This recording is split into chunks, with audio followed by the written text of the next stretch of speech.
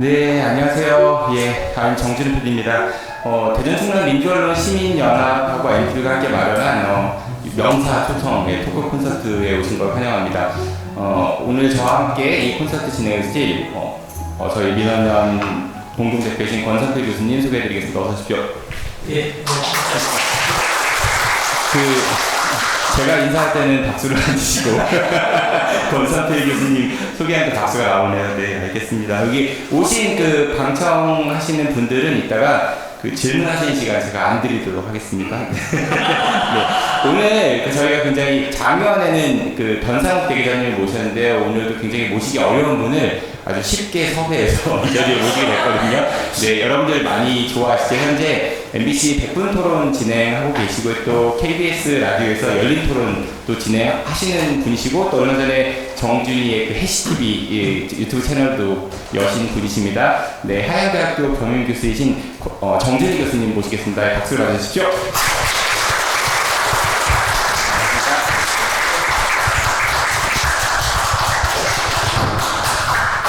예, 어서 오십시오, 교수님. 네. 방송을 전공을 하시는데. 이게 대전에 얼마 만에 오세요? 대전에 몇 개월 만에 오는 것 같습니다. 대전, 혹시 대전 떠오르는 이미지 같은 게 좀 있으세요, 평소에? 떠오르는 이미지를 솔직하게 얘기하면 안 될 것 같은데요. 얘기하셔야 돼요. 사실 떠오르는 이미지, 저는 사실 충남대입니다. 충남대학교? 예. 충남대학교 인연이 있으세요? 그럼요. 제가 가장 존경하시는 선배님들이 계신 학교이기도 하고요. 제가 개인적으로도 한 3년 정도 충남대 출강을 했고, 지금도 연락이 되는 학생들이 있습니다. 그러시군요. 인사드려야 될 것 같아요. 교수님 와 계시고.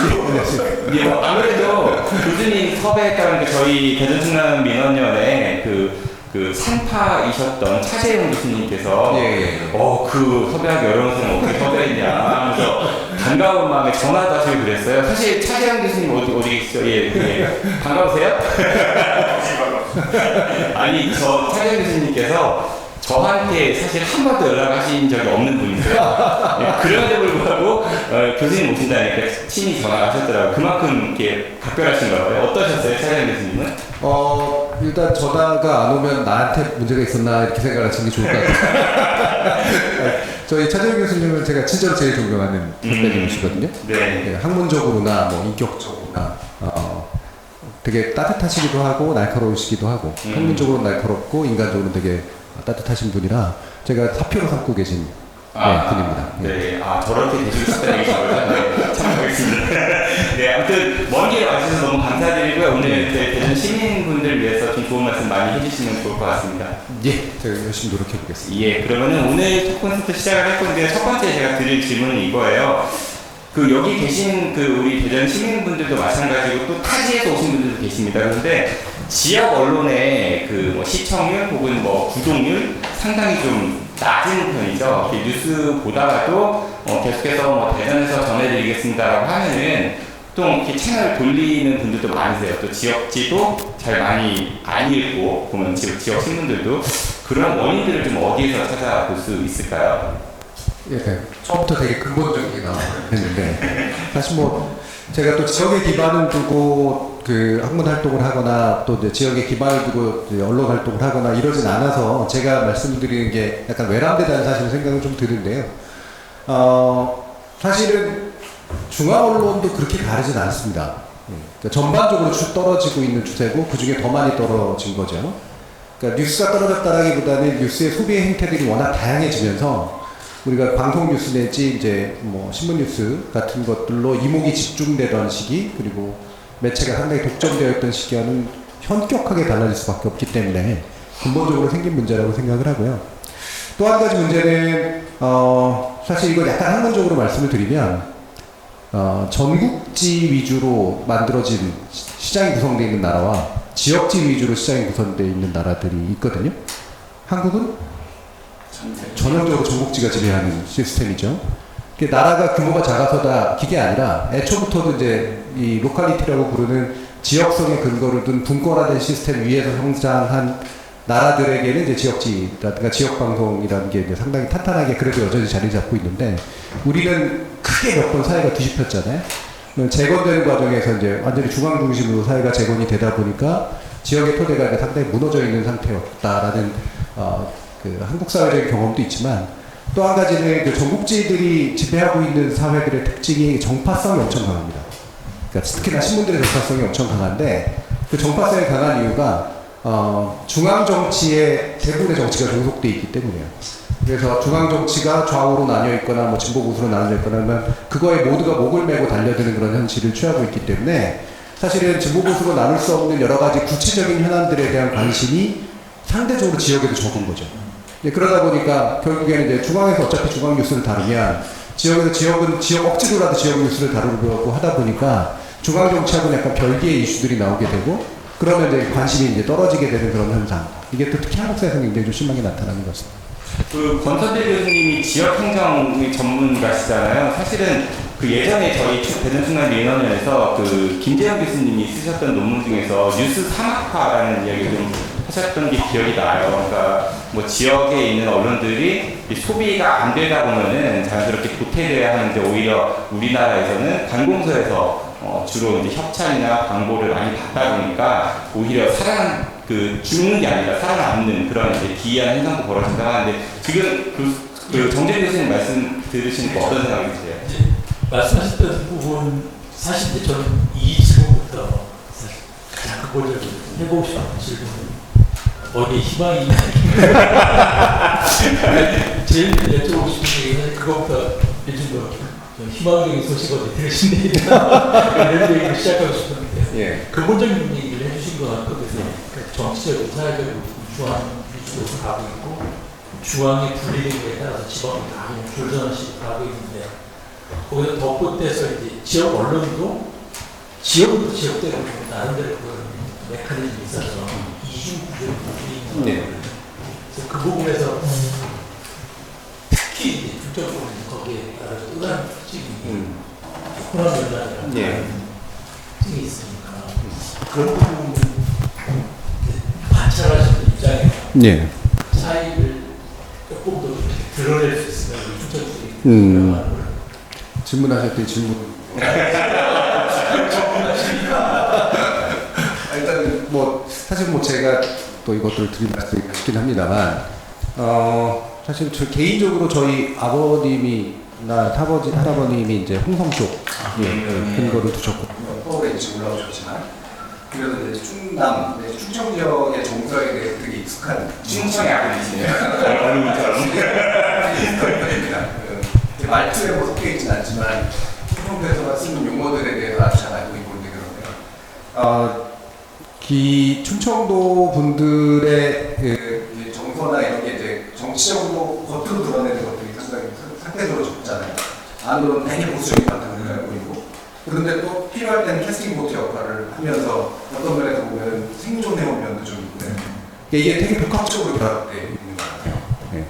거기다가 이제 세종시 만들어지고 이러면서 나름대로 이제 행정도시라든가 이런 것들이 충청도를 중심으로 한국의 남한의 이제 중앙에서 뭔가를 해볼 수 있다라고 하는 그런 기대감도 없지 않은 이제 그런 상태.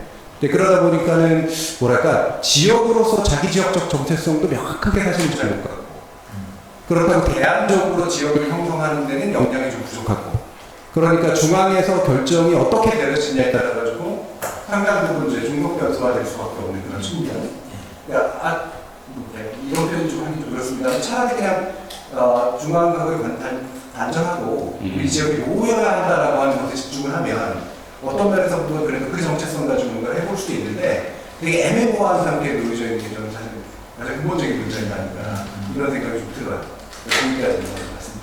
사실 그 지역, 특히 충청 지역이 중앙이 뭐 예속까지는 아니어도 큰 영향을 받는다. 정체성이 약간 영남에 비해서 떨어진다 이런 말씀 주셨는데 정치권만 봐도 그런 것 같거든요. 그러니까 지역에 아까 캐스팅보트 말씀하셨지만은 좋게 말하는 캐스팅보트지만 나쁘게 말하는 색깔이 너무 없는 것 같아요. 그렇다 보면은 이 지역의 어떤 이익이라든지 이해관계를 좀 더 대변할 수 있는 정치권에서 그런 역할을 하게끔 언론이 그런 여론을 형성한다든지 좀 힘을 모아야 되는데 지역 언론들이 그런 걸 잘 못하는 것 같아요. 특히 이제 뭐 지방선거 때 보면은 사실 지역 이슈에 따라서 그 선거의 결과가 나오는 게 아니라 어떤 바람이 부느냐, 뭐 민주당 바람이 부느냐, 아니면 국민의힘 바람이 부느냐에 따라 가지고 선거 결과가 많이 좌우되는 것 같거든요.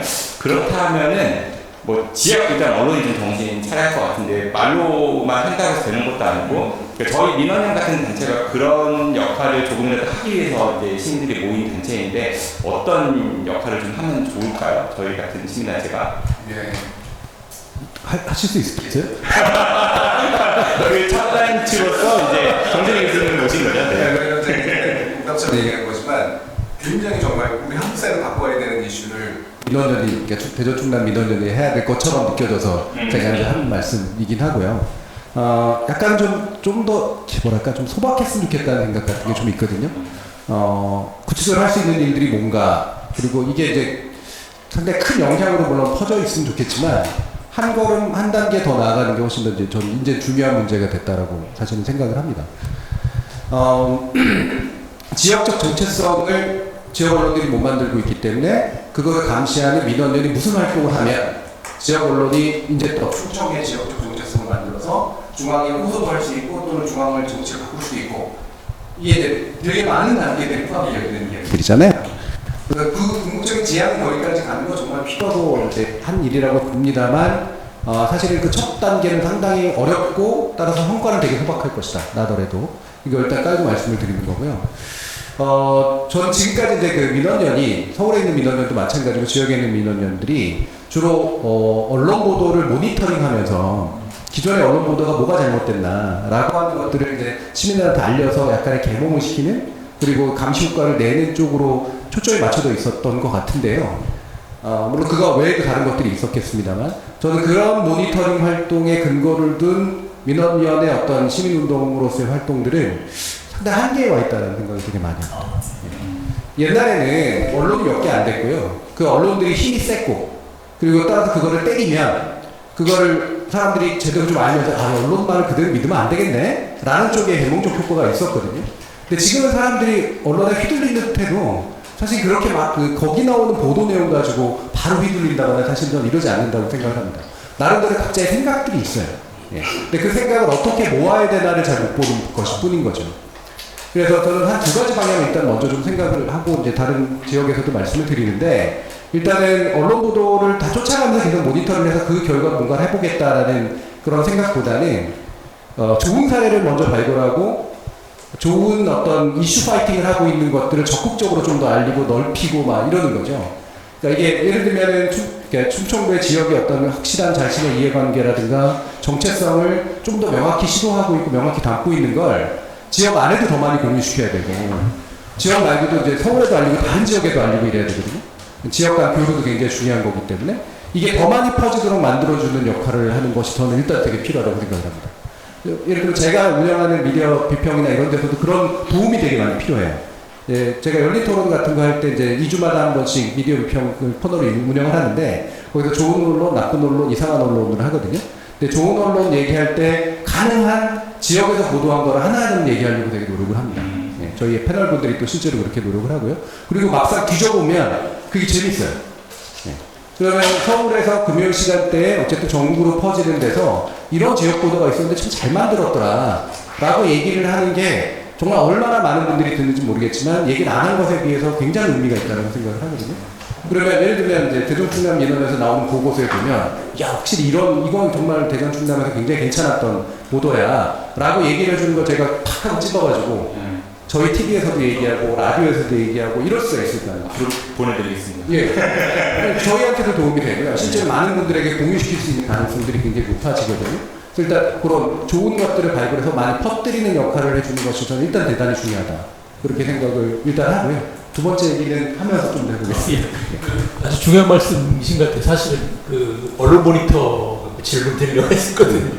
저희가 집중해오고 있는 정기적으로 하고 있는 게 바로 언론 모니터 활동이었었는데 말씀하신 것처럼 한쪽에서는 지금 레거시 미디어 자체 영향력이 떨어지고 있고 다른 쪽에서는 유튜브를 비롯해서 페이스북으로 하고 있지만 새로운 뉴미디어가 영향력을 확산하고 있는 상황에서 언론 자체의 역할이 새롭게 바뀌고 있으니까 말씀하신 것처럼 이걸 찾아내는 거가 결국은 두 가지가 좀 필요할 것 같은데 지역이 더 천착해야 되는 부분하고 어쨌든 메커니즘을 나름대로 가져야 할 거라는 생각을 하는데요. 바로 이 부분에서 아까 처음 질문했던 것처럼 전국적으로 혹시 그런 사례를 들어보신 게 있으신지 지금 방금 말씀하신 그런 저기 새로운 소리를 발굴하고 네. 그걸 잘 다듬어서 이렇게 만들어내는 네. 그런 사례들을 뭐 사례가 하신 게 있으신지. 예, 굉장히 좀 많이 있는데 저는 일단 저희가 이제 한번 그 비평했던 것 중에 그 부산에 있는 언론에서 거기 세탁방에 사람들이 모이고 노인들이 모이고 그러면서 그 안에서 나눠지는 이야기들이 뭔지를 계속 추적해가지고 시리즈로 보도한 게 있었어요. 굉장히 생활 천착형이었었고 거기서 이제 로컬한 이야기들이 어떤 이야기들이 오고 가는지를 보여주는 것 자체도 재밌었을 뿐만 아니라 이거를 야 나중에 다른 스토리를 바꿔가지고 뭔가 드라마를 만들어도 재밌겠다라든가 이런 생각이 들 정도로 굉장히 생생한 이야기였거든요. 그 보도를 거기서 안 해줬으면 전혀 몰랐겠죠. 그런 사례도 있고요. 저는 최근 사례 중에는 가장 감동적인 사례는 대전 MBC, 대구 MBC에서, 대구 MBC가 맞죠? 아니다, 경남 MBC였던 것 같다. 경남 MBC에서 했던 어른 김장하라고 하는 이부작 다큐멘터리입니다.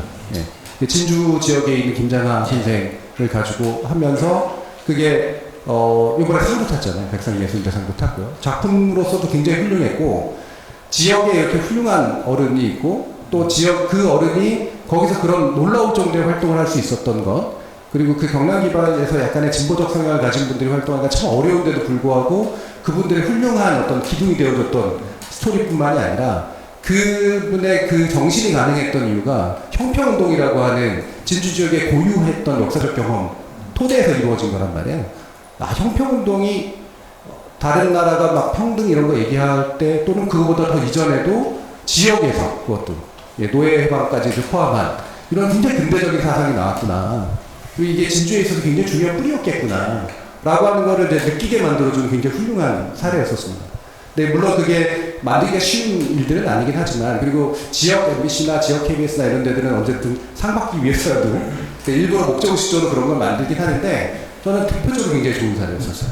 혹시 뭐 말씀 나온 김에 대전 충남 쪽에서는 기억에 남는 사례는 없었나요? 대단하게 없었습니다. 저도 하나 한 게 있었거든요. 예. 말씀 듣다 보니까 대전에 그 한국전쟁 때 그 우리나라 군인하고 경찰들이 민간인 수천 명을 이제 그 학살했던 옛날 고용골 민간인 학생 사건이 있었거든요. 그래서 다큐멘터리 만들어서 그렇군요. 예. 네, 저한테 뭐 보내주시면 제가 다시 한번 예. 비평을 통해 전달하겠습니다. 비평을 통해. 말씀 주신 저희도 이제 모니터 보고서를 발간을 하거든요. 그러니까 작년부터 다시 재개해서 매월 모니터 보고서를 발간하고 매체별로도 하고 그 매체의 좋은 보도, 나쁜 보도 이런 것도 좀 같이 선정을 해봐요. 근데 현재 6분의 모니터 위원들이 활동을 하시고요. 그분들은 익명으로 활동을 하세요. 일단 그 표현의 자유를 좀 보장하기 위해서. 예, 그분들은 그리고 이제 뭐 다양한 직군에 들어있는 전문가 집단이라고 볼 수 있는데 이분들 공통된 의견이 보도, 그러니까 신문 자료입니다. 보도 자료를 너무 거의 베낀다. 그러니까 실제로 통계 내봤을 때 하루에 90%가 넘는 기사가 보도 자료인 그런 사례의 어른들도 좀 있었거든요. 그리고 이제 또 그 신문의 헤드라인이 너무 비슷하다 나오는, 그러니까 신문사는 여러 개인데 헤드라인이 너무 비슷하다. 이런 거 뭐 뻔한 얘기긴 하지만 어떻게 보세요? 네, 뻔하게 나쁘게 보죠. 네. 근데 이게 중앙보도 사실 그렇게 다르지 않습니다. 요즘은 인터넷 신문이 워낙 등록이 쉬워지고 인터넷 신문의 요건이 3인 이상을 이제 운영을 하면서 정기적으로 새로운 내용으로 내야 된다는데 새로운 내용 못 내잖아요. 그래서 보도자료 받아다가 전문 용어로 우락가이라고 하는 우락가이 안 한다고 하잖아요. 그것조차 안 하죠. 예. 왜 그러냐면 그게 정기적으로 누군가 모니터링을 해가지고 이제 퇴출시켜야 되는데 가끔 하긴 합니다만 잘 안 하니까 굳이 하면 저기 인터넷 그 모바일 포털 같은 데서, 그러니까 포털 사이트에서 제휴평가위원회라는 데서 그걸 장기적으로 심사위원들이 이제 보고서는 지나치게 이제 보도자료 비중이 이런 걸 이제 걸러내는 그런 것들을 하는데요. 작년에 그 비슷한 사례가 있었는데 거기 한번 걸리면 또 언론사들이 엄청 저항을 합니다. 네, 그게 밥줄이니까. 그걸 저항을 해서 또 막 사법적으로 문제 삼아 그럴 때는 또 엄청 또 잘해요. 기사는 또 잘 안 쓰면서도 거기에 엄청 열심히 합니다. 밥줄이다니. 이게 역사적인 장면이죠. 기사를 잘 쓰는 게 밥줄이 아니라 보도자료 그냥 내꺼버리고 보도자료 쓰는 걸 못하게 하면 거기에 돈 써가지고 이제 그거를 건사하려고 하는 게 이제 언론사의 실제로 존재의 방식이 됐다라고 하는 거예요. 그래서 이거는 뭐 지역 언론으로 가서 더 심해질 수밖에 없는 이유는 지역의 생존이 더 어렵기 때문에 이런 방식으로 생존할 수밖에 없게 된 거죠.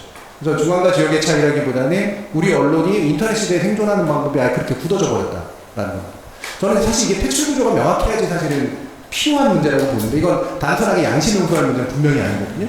근데 지금 문체부나 이런 데서도 언론 퇴출시키면 또 이제 굉장히 부담스러우니까 거의 그냥 방치하고 있는 그런 상태여서 실제로 퇴출할 건 퇴출시키는 그런 방향으로 규제를 할 필요가 있는 문제라고 생각은 들어요. 거의 광고 아닌가요, 그 정도면?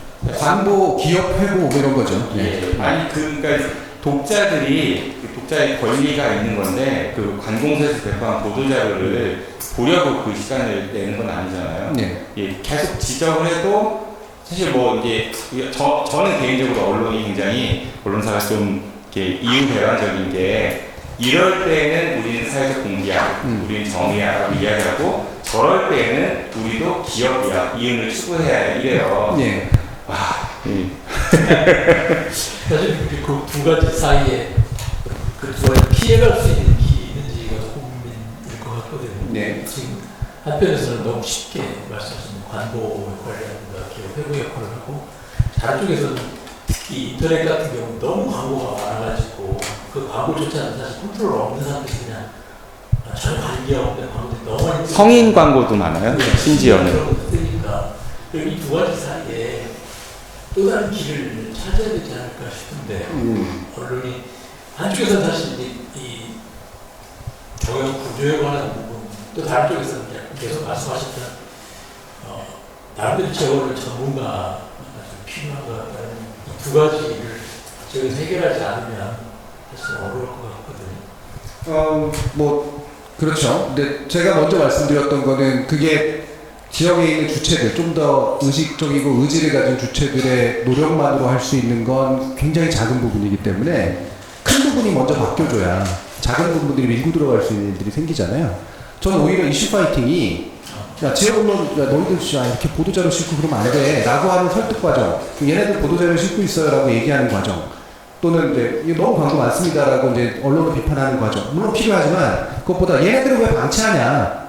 라고 관이든, 예를 들어 국회든 이런 데들한테 얘기를 해야 된다라고 생각을 해요.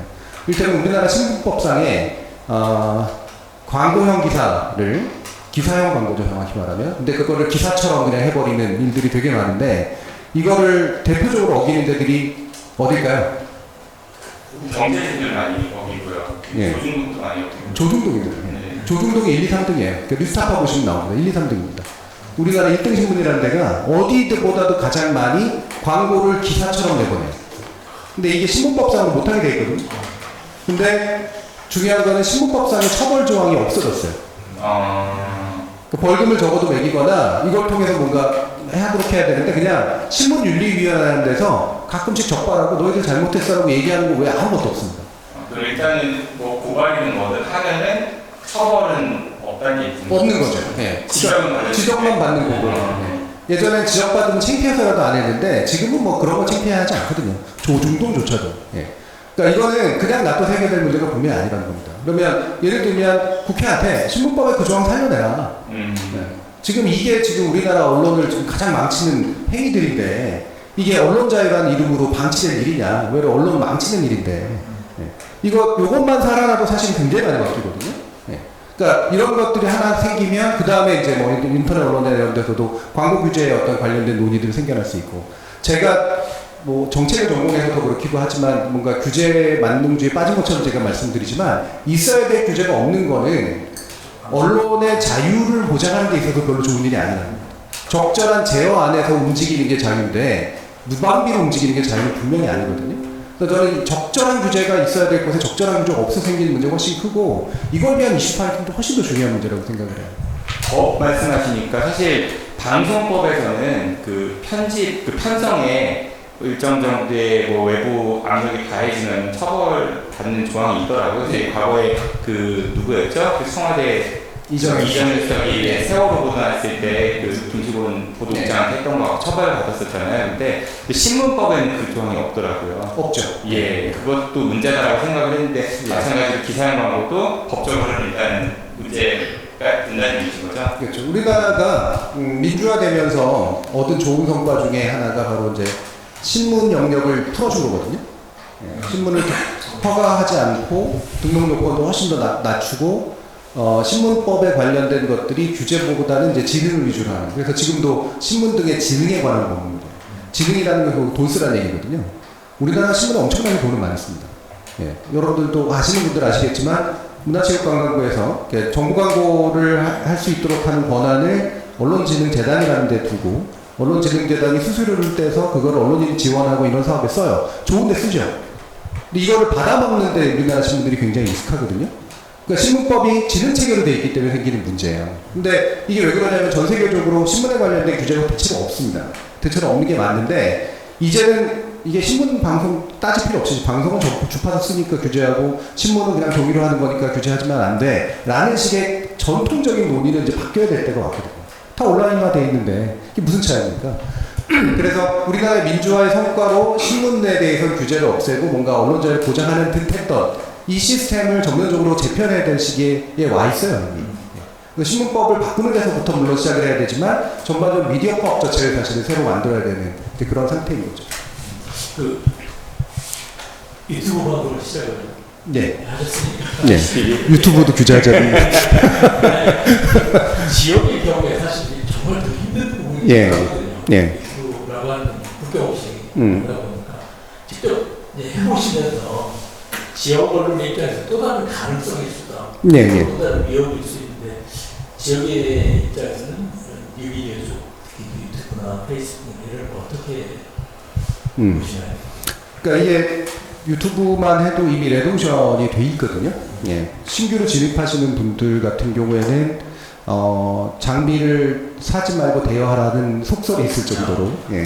장비 사는 또 수준에서 많으니까 광고 의존해가지고 못하거든요. 예. 광고 의존해서 이미 안 되는 구조고요. 저 같은 경우는 그래서 이제 회원 구조를 하려고 이제 노력을 했던 이유고. 많이 오셨어요? 지금 여기도 몇 분 와 계시죠? 예. 열성적인 분들이 다행히 많고, 제가 그분들의 지지를 받을 수 있었기 때문에, 저는 이제 그거 아쉬워하지 않고 이제 할 수 있게 된 그런 정도는 충분히 됐거든요. 근데 그래서 구독 모델 내지 후원 모델이 필요하다라고 저는 자신있게 얘기는 할 수 있는데, 저처럼 할 수 있을까에 대해서는 제가 자신은 없어요. 예. 왜냐하면 저는 어쨌든 많이 알려져 있는 상태에서 시작을 할 거니까, 나름대로 그냥 그 유산을 가지고 들어온 건데, 전혀 없는 상태에서 그걸 시작하기에, 원칙적으로는 유튜브가 전 세계로 뻗어나갈 수 있는 매체지만, 이미 아주 높은, 아주 소수만 돈을 벌고 나머지는 쫙 다 그냥 넓은 피라미드로 펼쳐져 있는 그런 상태이기 때문에 오히려 더 힘든 거죠. 예. 그래서 함부로 들어가서 뭘 할 수 있다라고 얘기하는 건 좀 무책임한 일이다라는 생각은 드는데요. 대신 그럼에도 불구하고 안 할 이유는 없다고 생각을 해요. 그러니까 어디선가 터질 수가 있는 거니까 어디선가 뭔가 가능한 게 나올 수 있는 거고요. 근데 그러려면 정말 지역적 감성을 제대로 좀 건드리고 받아낼 수 있는 전혀 새로운 종류의 뭔가를 만들어 봐야겠다라고 하는 것도 일단 한 가지 필요하지만 저는 그것만 갖춘 이유는 없다고 생각을 하고 내가 누구를 타겟으로 하는가는 일단 명확하되 그 타겟을 삼는 분들이 어떤 수요나 어떤 필요를 가지고 있는가 이 부분에 사실 대부분 미디어 하시는 분들 잘 몰라요. 예. 그 파악하는 게 잘 안 됩니다. 예. 그래서 이 부분에 대해서 내가 알고 있는가, 그리고 만약에 모른다면 어디까지 알아야 되는가에 대한 준비가 더 상당히 필요하다고 생각을 합니다. 저 같은 경우에는 제가 HTV를 만들면서 굳이 구독자 수를 10만 이상 늘릴 생각 없거든요. 다행히 늘어나면 좋지만 그걸 늘리기 위해서 하는 작업들이 제가 하고자 하는 것들을 방해하기 때문에 저는 튼튼한 5만만 있어도 된다고 생각을 했고 실제로 이미 만들었고요. 예. 그리고 그게 훨씬 더 저는 좋은 내용을 만드는 데 훨씬 도움이 되거든요. 예. 이런 식의 뭔가 구체적인 목표, 구체적인 타겟 이런 것들을 먼저 준비하는 게 되게 필요하다. 지금 말씀하신 5만 정도면 충분히 운영하고 콘텐츠 관리할 수 있는 그런 범위라고 생각하시는 거예요? 제가 하고자 하는 것들의 기본적인 것들을 할 수 있습니다. 사실 이제 5만 운영 말씀하셨으면 사실 출적금 같은 데서 5만 만드는 거는 참 오만한 얘기죠. 하긴 뭐 지역에 있는 메이저 언론들도 구독 수가 거기 4,500이니까 근데 반대로 말씀하신 것처럼 이게 유튜브의 접근성이 쉽기 때문에 새롭게 한번 도전해 볼 수 있는 네. 영역일 거라 생각합니다. 예. 지역으로. 그러니까 하다가 못하게 되는 한이 있더라도 해볼 필요는 저는 있다고 생각해요. 그러니까 한 번 했는데 안 되니까 이건 안 되는구나라고 포기하기보다는 안 될 수 있다고 생각하고 해보고 또 포기하고 해보고 하다가 하는 경우들이 저는 더 있다고 보고요. 그 경우 역시 이 유튜브 같은 경우 대한민국으로서 네.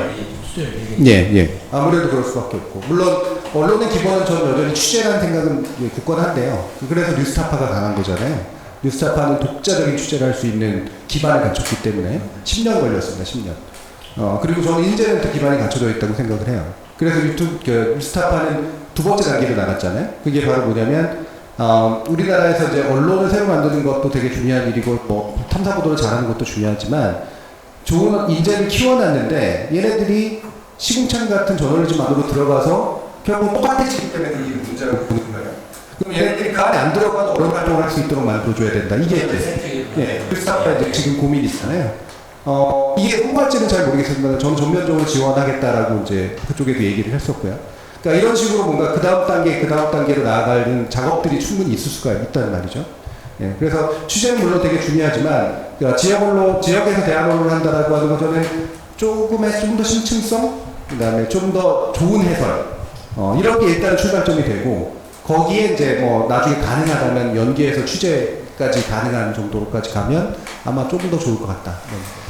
이제 저는 개인적으로 그 주민자치나 공동체 쪽에 관심이 많으면서 그 마을 미디어 사실 여전히 지금 뭐 우리 대전 같은 거 레가시이 된 대전 광역시라고 하는 이 범위를 구청까지도 못 내려가고 있거든요. 근데 구청만 해도 이미 15만이 넘는 거니까 그러면 유럽이나 미국 같은 경우는 몇 개 있을 정도죠. TV 방송국 포함해서 5만, 6만 되는데도 독자적인 그렇죠. 다 갖고 있으니까 여기에 엄청난 사실 새로운 시장이라고 하면 그렇지만 미디어 영역이 발견될 수 있을 것 같은데 저도 놓치고 있지 않을까 그런 생각도 들거든요.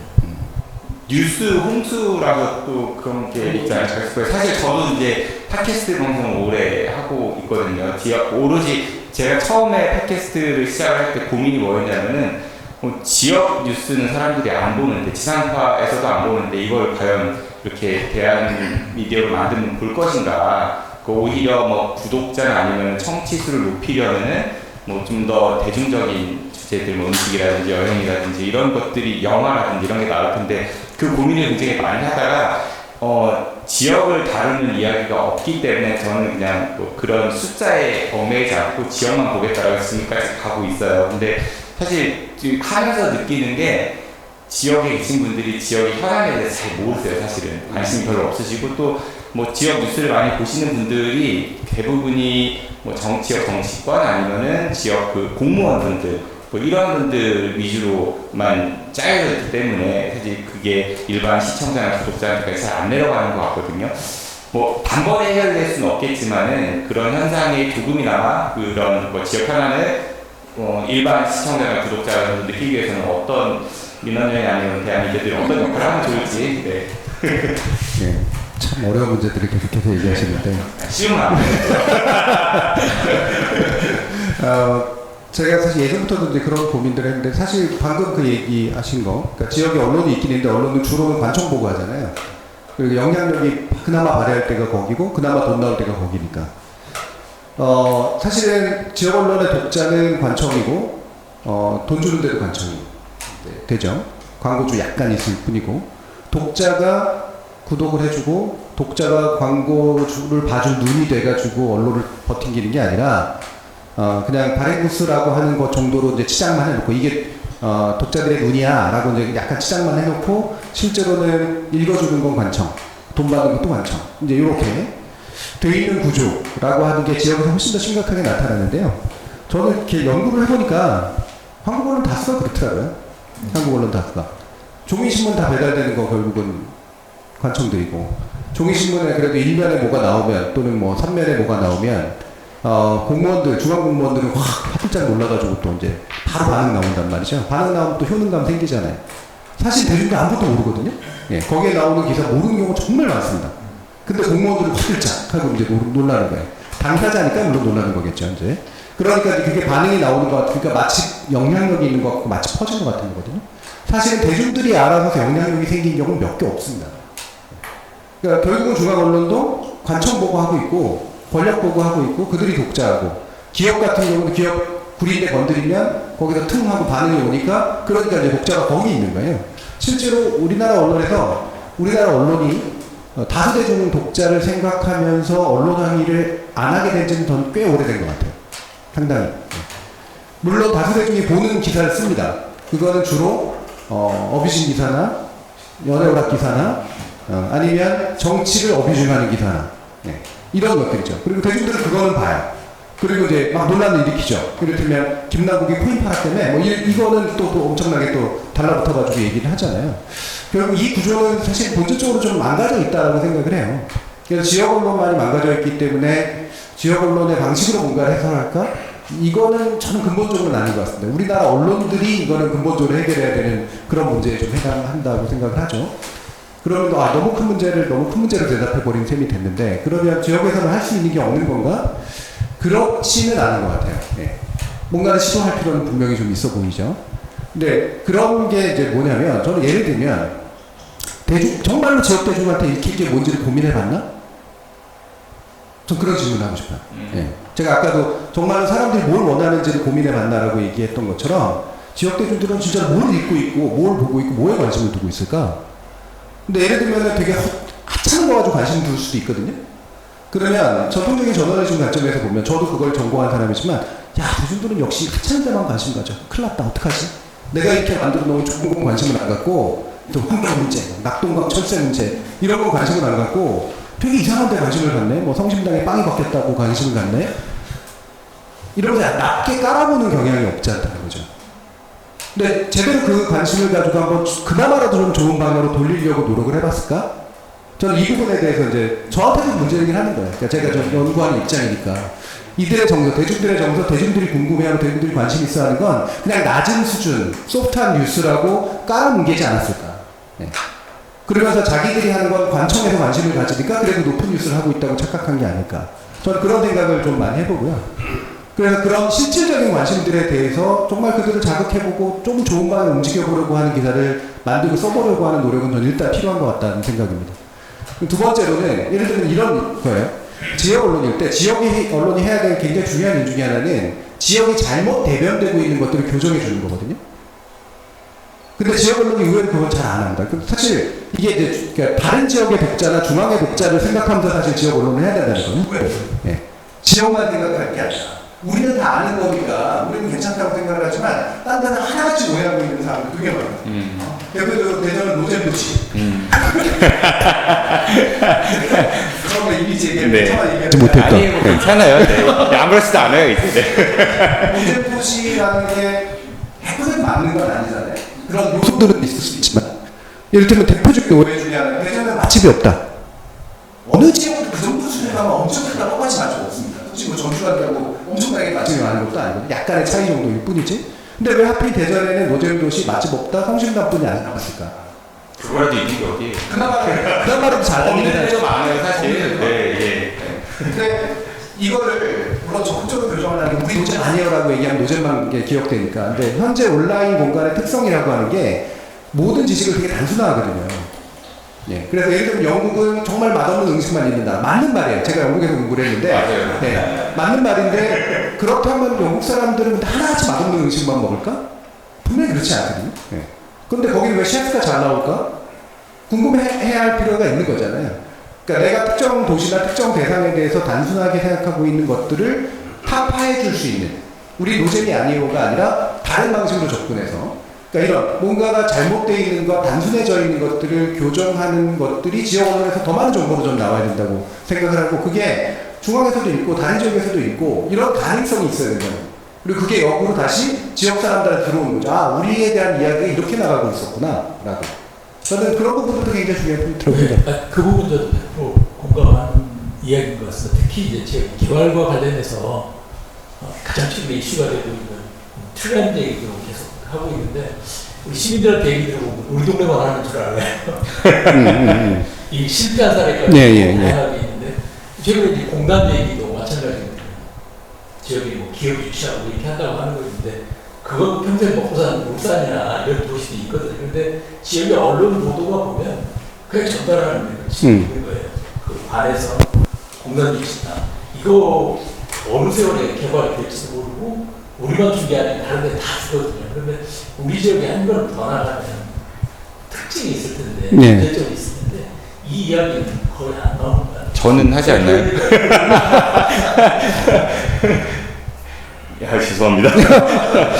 잠깐 그 얘기는 우리 정PD가 말씀 좀 하셔야 될 것 같아요. 아니 그 뭔가 발표가 있으면 당장 이루어질 것 같은 보도들이 많지만 사실 그 조금만 더 생각해 보면은 진짜 이렇게 궁금함을 가질 수 있을 것 같거든요. 그러니까 제가 얼마 전에 이제 그 윤석열 정부에서 국가산업단지 후보지를 전국에 15군데 이제 발표를 했잖아요. 그러면서 대전은 나무 반도체 이제 산업단지 후보지 선정이 됐어요. 근데 대부분의 보도가 국가산업단지 확정이에요. 그러니까 확정이고, 예, 그 두 번째는 뭐냐면 나무 반도체. 근데 뭐 용인에도 뭐 한다잖아요. 또 미국의 반도체법이 이제 발효되면 미국에도 공장을 지어야 하고, 또 우리나라 반도체 대부분은 현재 메모리 위주이기 때문에 그런 파운드리를 만들면 그 오더를 내릴 펜리스가 전혀 없는데 공장이 없어서 반도체를 못 만드는 게 아니라 주문을 못 받아서 못 만드는 건데 그런 얘기들이 전혀 없이 반도체 공장 들어오는데 삼성이 올지도 모르는데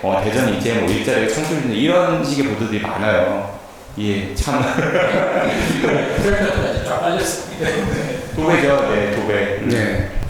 이제 조금 다른 예. 말씀하신 것 중에 이제 아마 여기 계신 분들이 조금 불편해 하실 분이 있을지 모르겠습니다. 저는 전공자가 아니기 때문에 언론의 전문성에 관한 부분이 아까 말씀하신 일종의 순환 구조가 필요할 것 같아요. 근데 그 순환 구조가 너무 단순하게 지금 형성되어 있지 않나 그런 생각이 듭니다. 예를 들면 기자가 되는 길이라고 하는 대학에서 언론을 공부하게 된 것처럼 그 단일화 코스로 되어 있으니까 언론이 생산 이 흐름 자체도 너무 단순하지 않나 이런 생각도 드는데 어떻게 이건 근본적인 얘기가 될 수 있을 것 같기도 한데 누가 언론이 될 건가 언론 역할을 누가 하는가라고 하는 부분 네. 지역에는 또 어떻게 해야 되나 이런 문제 이것도 여러 가지 문제가 결합되어 있긴 합니다만 언론 전공이 아니신 거는 확실히 맞는 게 언론학 전공했다고 이제 기자 잘 되고 이러지도 않거든요. 심지어는. 예. 물론 이제 가능성은 훨씬 있긴 합니다만 그리고 뭐 언론이가 되게 하는 교육도 요즘 많이 줄었어요. 신문방송학 내부에서는 오히려 단쪽으로 이제 거의 이동하고 있는 그런 상태이긴 한데 어쨌든 중요한 질문의 포인트는 제 식으로 해석하면 언론인이 제너럴리스트인가 스페셜리스트인가라는 저희 쪽의 전통적인 질문하고 맞닿아 있거든요. 네. 언론인은 기본적으로 제너럴리스트죠. 그래서 광범위한 지식들을 포섭하고 다 알아야 되고 그게 얕아야 된다는 얘기가 아니라 일단 넓어야 된다는 얘기고 넓어야지 보이는 게 있기 때문에 그래서 실제로 들어갈 때도 상식시험이나 이런 거 자문시험이나 이런 것도 훨씬 중요하고 들어가서도 사회부, 경제부 거쳐서 정치부 거쳐가지고 정경사라고 하는 걸 한번 쭉 거친 다음에 뭐 부장이 된다거나 뭐 팀장이 된다거나 이런 식으로 가서 결국 그 사람 편집국장이 되는 이렇게 하면 문화만 죽어라고 했던 사람 절대 편집국장이 못 되는 이런 구조인 거죠. 그 현재 언론사 구조가 예전부터도 그랬고 지금도 여전히 그렇습니다. 네. 그러니까 똑같은 언론인들이 만들어져요. 저도 막상 비교를 해보니까 제가 약간 제너럴리스트 성향이 좀 있는 편인데 잘 맞더라고요. 네. 그러니까 다양한 얘기를 듣고 제가 백토론이나 뭐 열린 토론은 일주일에 5번씩 새로운 주제 가지고 하는데 남들은 어떻게 하냐는데 저 재밌어서 하거든요, 솔직히. 네. 그러니까 다양한 걸 할 때가 전 제일 좋아요. 그리고 제가 잘 모르는 걸 들을 때가 제일 좋고 모르는 거한테 싸우니까 더 좋고 막. 아는 거한테 싸우면 진짜 짜증나거든요. 내가 뻔히 아는데 이상한 얘기하고 있고 그러니까 모르는 사람도 들고 막. 근데 모르는데 전문가들이 나와서 이게 설득력 있게 왔다 갔다 하면 이게 토론의 맛이구나. 우리는 모르는 거 이들은 잘하니까 잘하는 사람들끼리 싸우니까 이거 다 둘 다 들을만 하네? 사실 이거거든요. 지금의 정치 토론이 재미없는 이유가 뭐냐면 여러분들은 이미 다 알고 계시기 때문입니다. 입장부터 정해져. 그러니까 개소리 같은 거잖아요. 근데 좀 더 전문적인 내용을 제너럴한 관점에서 펼쳐놓고 우리는 다 일반인들이니까 내 분야를 제외하고 나면 결국 언론은 그래 이렇게 미디어는 이렇게 일반적으로 다뤄주는 게 맞아. 일반적으로 다루는 스페셜리스트야. 네, 제 용어입니다 이게. 네. 스페셜 제너럴리스트라고 이제 표현하는 건데 이게 일단 기본은 맞는 것 같아요. 그런데 지금은 점점 여기에 플러스 돼가지고 어떤 게 있냐면 자기 영역이라는 건 확실히 중요해요. 그러니까 정명사를 다 거치고 그냥 편집장이 되는 게 아니라 그리고 나서 남는 게 다시 정치가 되거나 경제가 되거나 사회가 돼야 되거든요. 근데 우리는 안 그래요. 정명사하고 나서 그냥 일반으로 끝나버리는 거예요. 다시 정치로 돌아오는 사람들이 거의 없습니다.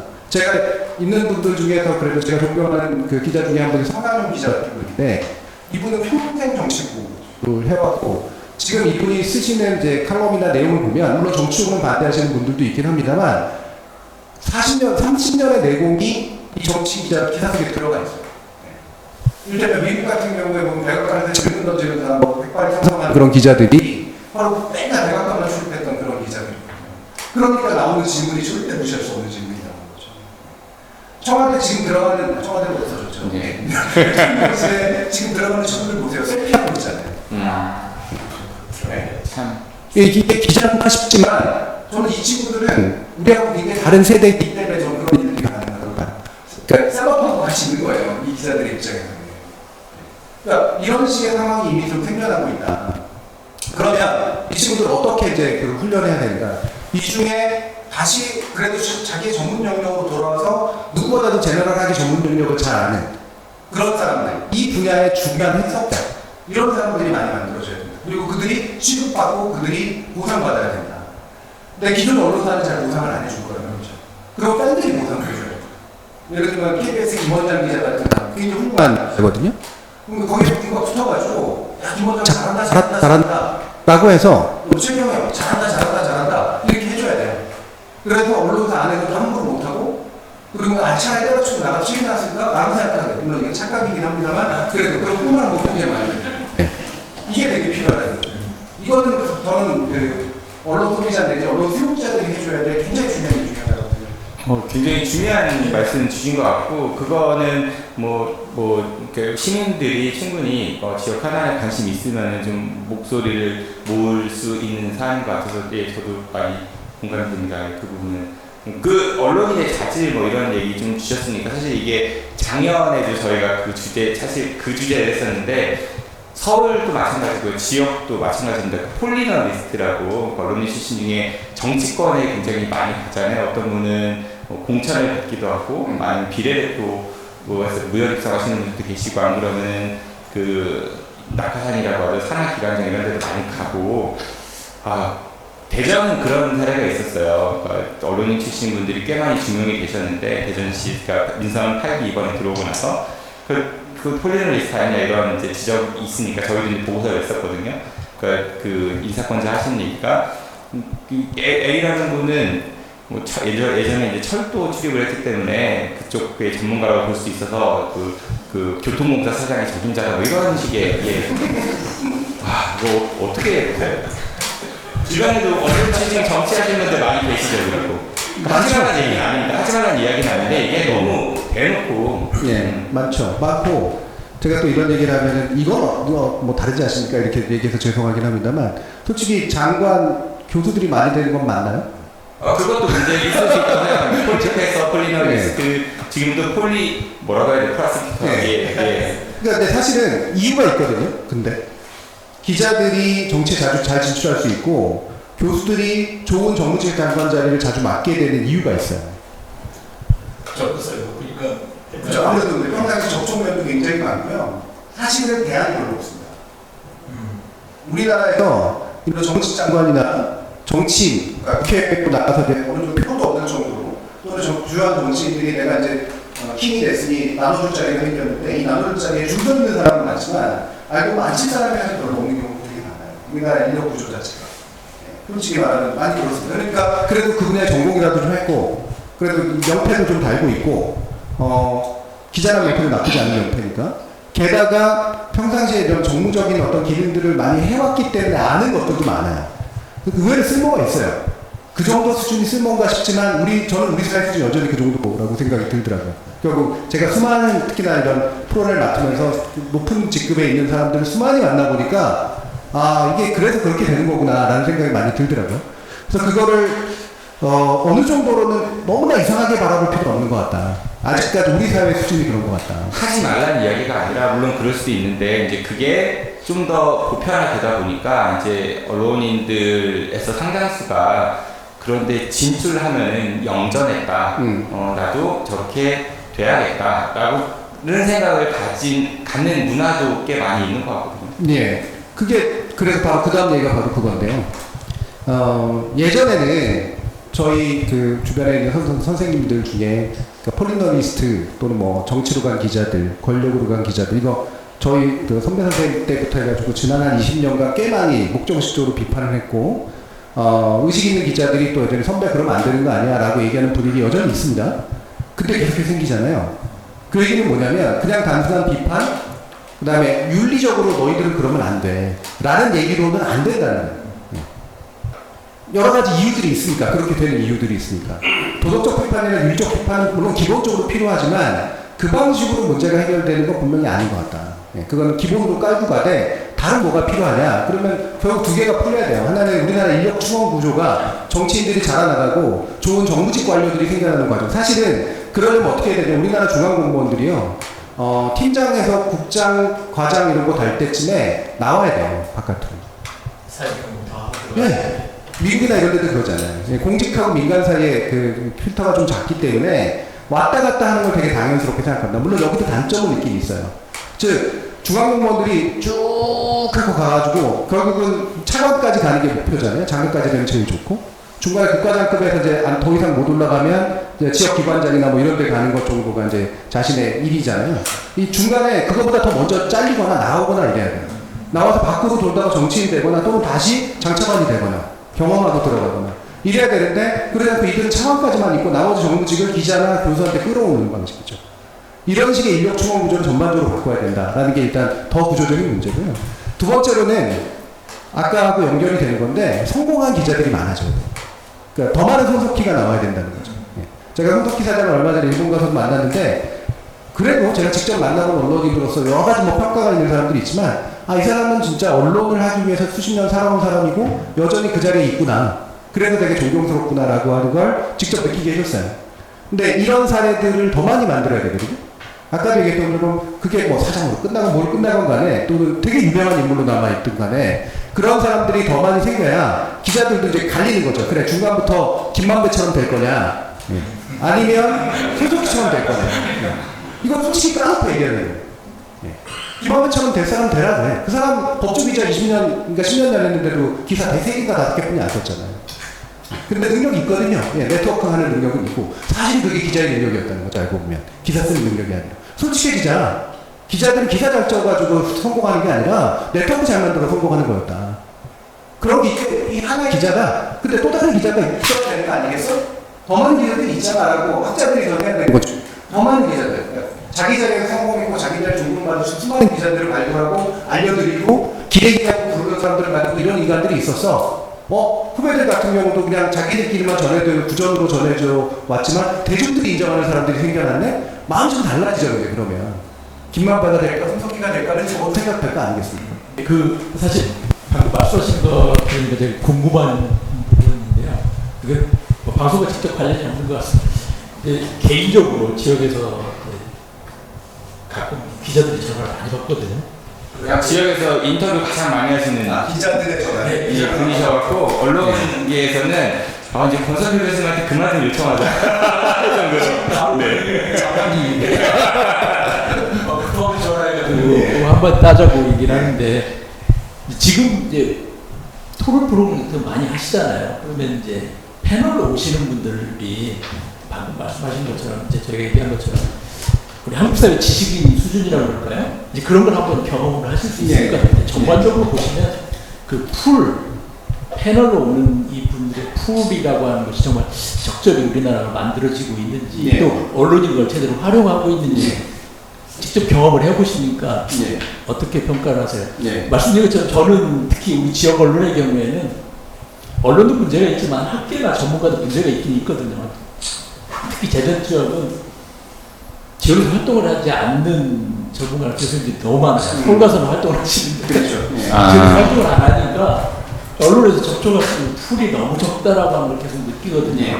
근데 우리나라 전체적으로도 그 부분이 상당히 취약해지고 있지 않나 그런 느낌을 좀 갖고 있는데 학교 가이드 활동을 해보면 있죠. 네, 사실 있는데 그렇게 얘기를 하시니까 혹시 이렇게 그 인터뷰를 까면 인터뷰 되고 있다는 설마 아니실 것 같다고 생각하고 훌륭한 저는 그 숨은 고수들이 있을 거라고 늘 상상하면서 살아요. 무역질을 이루어서 그런 건 아니고 분명히 저보다 훨씬 열심히 한 분들, 더 잘하실 분들이 어딘가 있을 것이다. 그분들이 발굴했으면 좋겠다. 이런 생각을 하거든요. 근데 한 가지 이제 일단 방송을 위한 변명을 한 가지 해드리면 방송은 위험 감수를 가장 싫어하는 비즈니스 중에 하나입니다. 한 번 망하면 끝이거든요. 제가 몇 회 전에 망한 적이 한 번 있습니다. 잘못 풀어나가지고 이번 회차는 망했어라고 느꼈던 경우가 있는데 뭐냐면 검증이 안 되거나 이게 이 사람이 뭐 이렇게 단순히 학력이나 뭐 이런 게 아니라 어디 나와서 말한 모습, 미디어에 노출돼가지고 말한 모습을 보고 판단하는 거예요. 그래야지 할지 안 할지를 볼 수가 있는 거잖아요. 그러니까 그 중에 좀 되는 사람들을 보는 거예요. 안 되는 사람은 한 번 나오고 끝나거든요, 보통은. 그러니까 전혀 새로운 사람이, 새로운 고수가 탕 하고 나와가지고 새로운 패널로 앉아있기란 정말 어렵다. 왜냐하면 그 사람이 아무리 실력이 있다가 나와서 버벅대면 끝이라고 생각을 하니까. 근데 그게 기존의 미디어 노출뿐이 없는 거예요. 그러니까 굳이 말하면 좀 더 마이너한데 노출이 됐다가 유튜브가 됐든 뭐든 간에 이게 점점 메이저한 대로 금방금방 옮겨갑니다. 그래서 괜찮은 사람은 마이너 몇 번 나왔다 갑자기 퉁 하고 이제 뭐 벡터 같은 데도 나오기도 하고 막 이렇게 되는 거예요. 이게 이제 그 캐스팅 구조의 어떤 특성을 가지고 있다는 거예요. 이걸 위험 감소하게 만들지 않으면 사실 이걸 깨기는 대단히 어렵습니다. 그러니까 교수님께서 자주 인용되는 이유는 저는 두 가지 거라고 생각해요. 미디어가 쓰기 좋으실 거예요. 맞아요. 뭔가 그게 외모가 됐든 목소리가 됐든 아니면 말투가 됐건 내용이 됐건 뭐건 간에 또 한 가지는 착하실 거예요. 맞아요. 많이 거절하지 안 하시는 거죠. 진짜 캐스팅하는데 어렵거든요. 그러니까 이 두 가지가 갖춰져 계시면 당연히 잘 나옵니다. 여기저기서 잘 쓰일 수밖에 없고. 지금 현재 패널로 나온 사람이 대부분 그런 사람.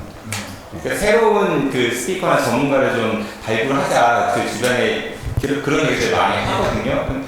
근데 보면은 교수님 말씀하시는 거에 좀 공감이 가는 부분도 있는 게 사실 그 특히 이제 방송은 보여지는 거기 때문에 그 논리도 좀 있어야 하고요. 그리고 그 너무 장황하게 설명하시면 안 되고 짧은 시간에 간결하게 딱 그런 게 있어야 하는데 방송 많이 안 해보신 분들은 이제 산으로 가는 경우도 많고 뭐 편집하다 보면요 이게 딱 하고 잘라가지고 그런 경우도 많이 있어요. 뭐 알겠습니다. 그거가 좀 짧게만 하는 건데. 미안. 코로나 때 경험했는데 코로나 때 새로운 의사분들 많이 봤잖아요. 이재갑 교수라든가 뭐 이런 분들 그전에 안 보이던 분들이잖아요. 근데 우연히 발견이 된 거예요.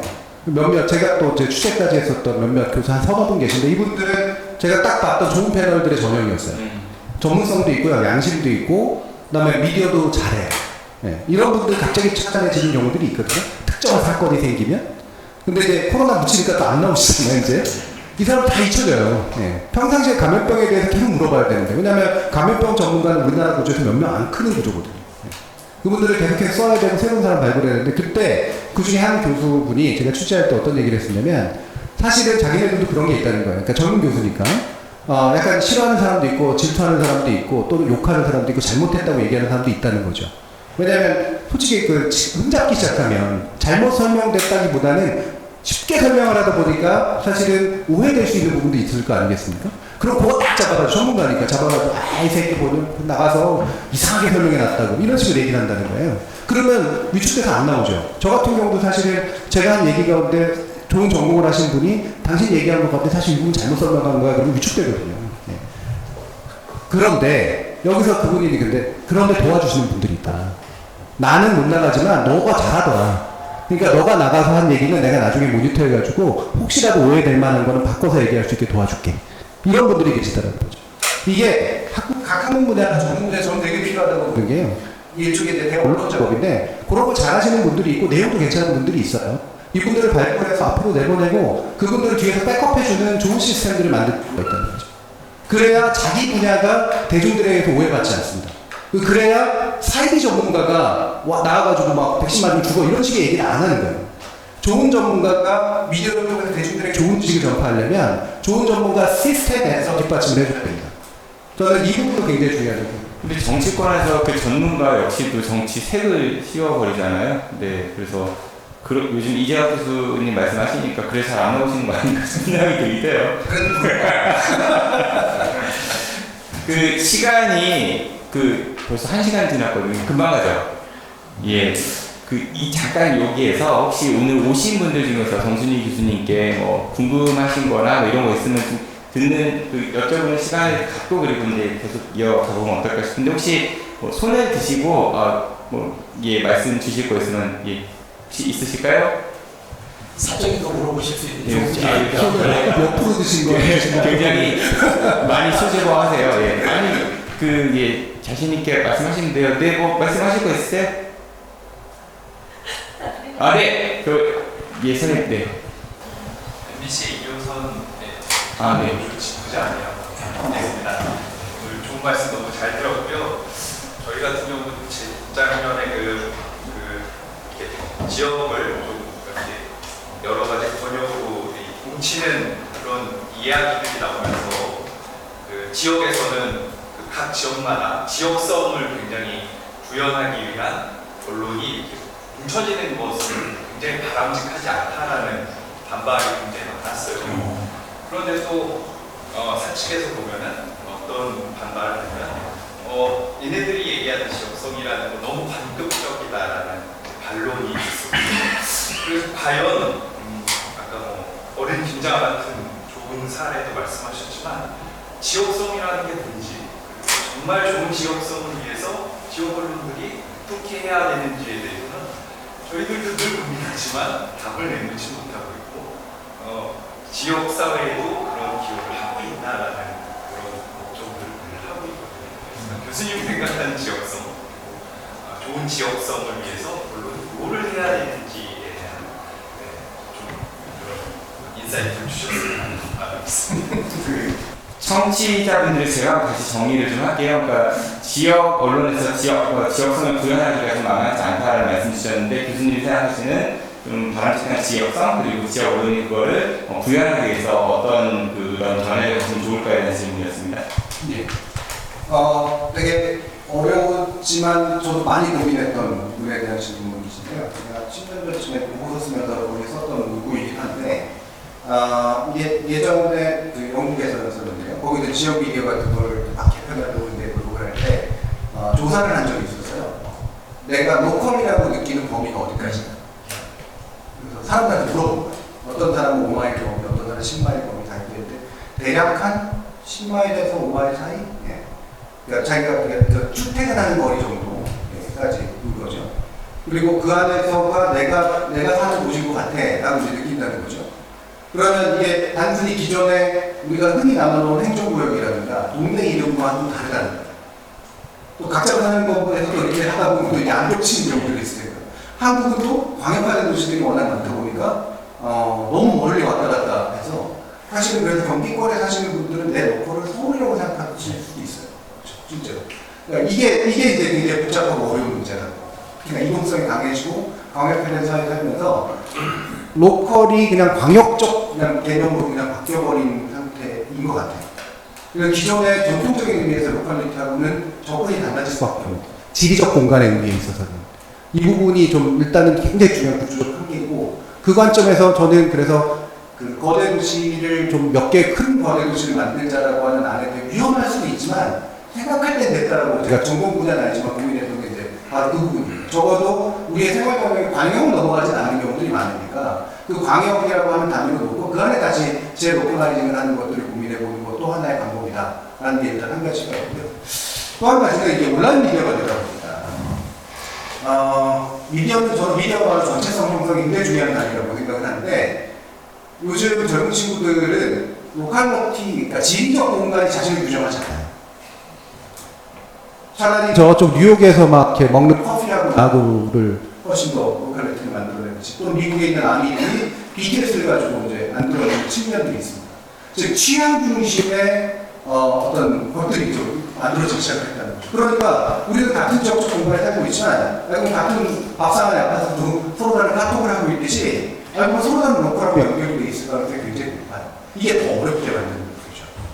그러면 억지로라도 지리적 공간을 획정하고 그 안에서 억지로라도 지리 안에서의 비슷한 취향을 일부러라도 만들어야 될까? 이게 이제 그 고민입니다. 네. 그래서 이거는 일단 거기까지고, 다만 한 가지 좀 가능성을 좀 발견하는 건 제가 좀 짧게만 두 가지를 말씀드리면, 하나는 사실은 한국도 그 전 세계적 관점에서는 로컬이거든요. 그렇죠? 그래서 로컬 국가 뭐 이런 식으로 쓰잖아요. 한국 안에서는 얘기가 돌잖아요. 그래도. 네. 한국 안에서 얘기가 도는데 왜 한국 안에서 그 안에서는 또 얘기가 안 돌까? 근데 요거에서 한번 출발을 해보라는 거죠. 완결성 있는 이야기라는 게 있거든요. 그러니까 내가 늘상 하는 얘기고 늘상 관심을 갖는 얘기고 계속해서 화제가 만들어지는 이야기가 뭘까? 적어도 우리 지역적 공간 안에서 지속적인 화제가 되는 것이 뭘까? 네. 그리고 그 안에서 계속 돌아야 되는 이야기가 뭘까? 이 부분을 한번 생각해 볼 필요는 분명히 있고요. 두 번째는 또 이건 굉장히 다른 생각인데, 내 지역이 아닌 다른 지역에서 나를 어떻게 볼까? 이것도 되게 크거든요. 네. 그것 외국의 연구 중에 하나가 있는 건데, 사람들이 보통 지역 방송하고 지역 뉴스 하면 지역 뉴스를 해주면 로컬은 만족할 거라고 생각하지만 아닌 경우도 정말 많습니다. 근데 뭐 열쇠가 만족도가 제일 높으냐면 내 이야기가 다른 데에서 보여졌을 때, 내 이야기가 멋진 이야기로 바뀌어져서 서울에서 얘기하고 중앙에서 얘기하고 런던에서 얘기하고 뉴욕에서 얘기하고, 이거 즉 내 얘기를 왜곡하지 않은 얘기, 이게 중요합니다. 왜곡된 얘기들이 많으니까 내 이야기인데 나는 그냥 당연한 거라고 생각했는데 이게 좋은 이야기가 돼서 남들이 보고 우리도 야 너희 그렇게 한다네 라고 얘기를 할 때가 제일 만족도가 높다. 요 부분 저는 되게 중요한 부분이라고 생각을 해요. 어른이라도 저는 그런 게 있었다고 보는 건데, 그래서 나는 그냥 당연한 얘기지만 남들이 봤을 때 되게 새롭고 신기하고, 그런데 알고 보면 내가 다시 그들의 시각에 봤을 때 역시 그래 우리 이런 거 되게 좋아 라고 하요. 외부의 시선에서 나를 한번 바라보고 내 이야기를 개발해보는 거, 이것도 좀 되게 필요한 문제거든요. 대단히 중요한 말씀이신 것 같아요.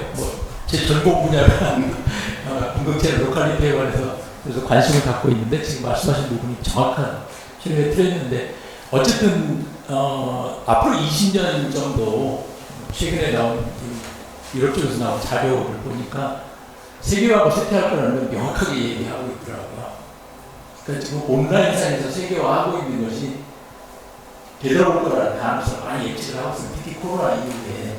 저희가 지역에 대한 재발견이 필요한 것 같고요. 일본 같은 경우는 이미 20년 전부터 그런 얘기가 활성화되고 있거든요. 로컬 재발견이라고 하는 것이 대단히 중요한 문제나, 생활권이라고 하는 게 약간 멀티스케일이라고 하는 걸로 가지고 생활권을 설명하고 로컬 설명한다고 하는 거에서 기회를 찾을 필요가 있다고 하는 건 확실한 것 같습니다.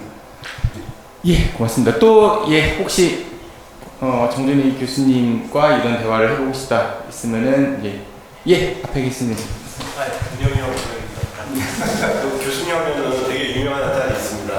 20년 1월 1일 토론회 김진문 교수랑 내가 아닌가요?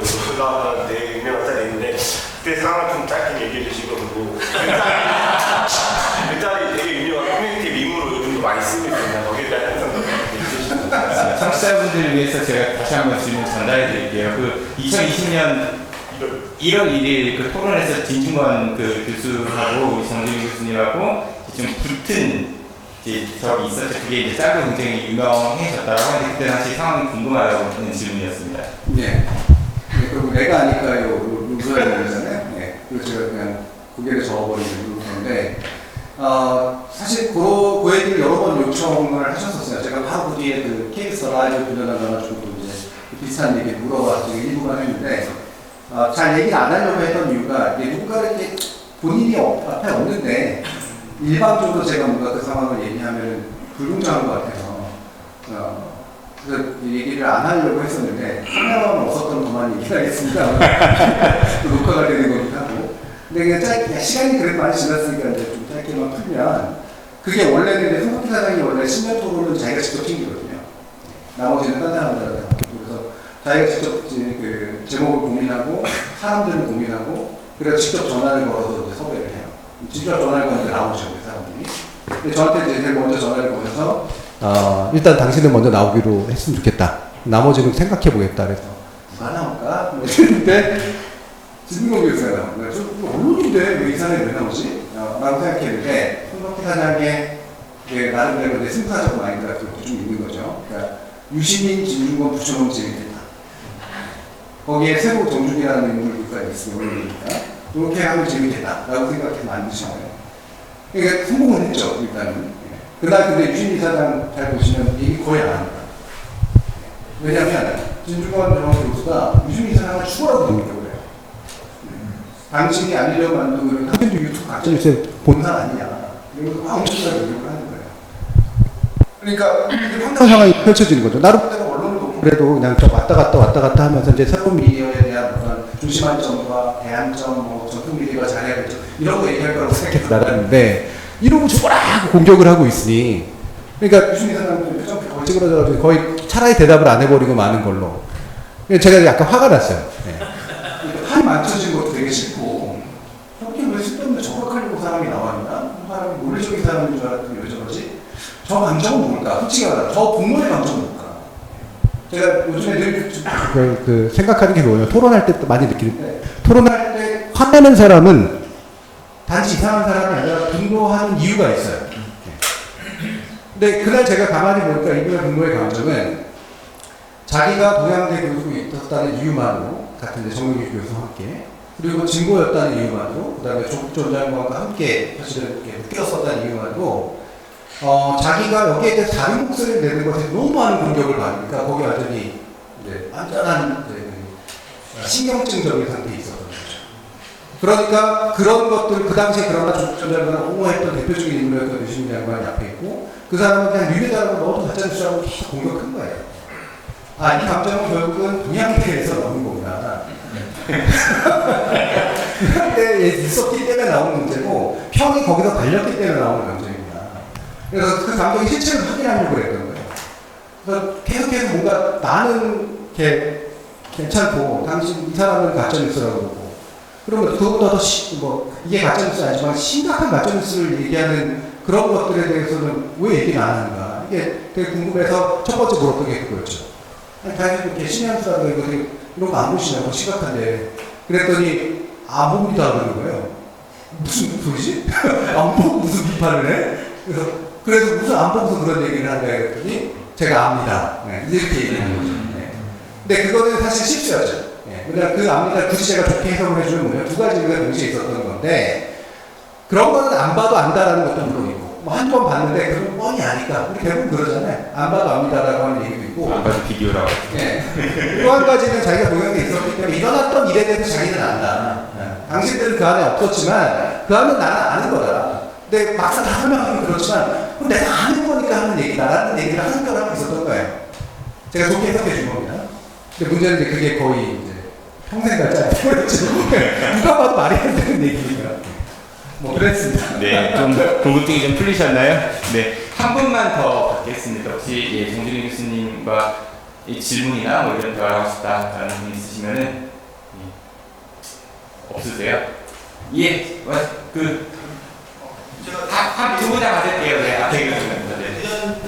대전에 아주 풍부한 일반신이고요. 제가 주로 이제 운전하다가 시간이 걸리면 금요일 날 아까 말씀하신 뭐 이상한 뉴스 뭐 이렇게 재밌게 잘 듣고 있으면서 제가 주로 듣는 건데 라디오에서 듣는 거, 그다음에 이제 포털사이트 다음이나 네이버에서 이렇게 보다 보니까 지역 기사를 볼 일이 없어요, 사실. 일부러 무슨 어디 찾아가서 보는 일도 없고요. 그래서 대전일보인가가 와서 요즘에 지금 뜨거든요. 그 다음에 그러다 보니까 가끔 그 뉴스를 보게 되는데 혹시 그 정치 경력 이런 식으로 돼 있는 거에 지역이라는 코너를 넣거나 요즘 뭐 위치기반 공개하면 그 사람한테 대전적 사람한테는 뭐 대전적 뉴스가 이렇게 보이게 한다거나 그런 제도적으로 어떤 이렇게 어떤 전시가 되어야 이렇게 볼 수 있는 어떤 그런 소비 구조니까 그런 거에 대한 어떤 언론계의 제기라는 움직임 같은 것이 있는지 이런 데서 질문 한 번 다시 정리해드리겠습니다. 그러니까 그 지역민들이 지역 뉴스를 포털에서 찾아보기가 쉽지가 않은데 혹시 뭐 알고리즘이나 뭐 이런 걸 통해서라도 지역민들에게 지역이라는 섹션 내지는 뉴스 알림 뭐 이런 것들이 있으면 접근성이 좋을 것 같은데 현재 그런 움직임이 있는지에 대한 질문이었습니다. 예. 이것도 사실은 종종 얘기됐던 거긴 하고요. 여러 가지 정책 대안에 대해서도 많이 얘기를 했는데 사실 제일 좋은 방법은 일반적으로 많이 쓰는 플랫폼, 특히나 뉴스 화면을 띄우는 플랫폼에 지역 기반 뉴스를 최우선으로 띄우게 만드는 그 방식입니다. 물론 그거를 자기가 옵션으로 지워버릴 수도 있겠지만, 그걸 강제까지 하는 건 그렇지만, 사람들은 지울 수 있겠죠. 그래도 상당히 사람들은 먼저 노출되는 걸 보는 경향이 분명히 있어서, 이거는 그런 식으로 규제를 하는 건 저는 상당한 타당성, 정책적 타당성도 있고, 좋은 효과도 있을 거라고 분명히 생각을 해요. 그러니까 그거를 하려면 그러나 사기업을 강제를 해야 되는 거잖아요.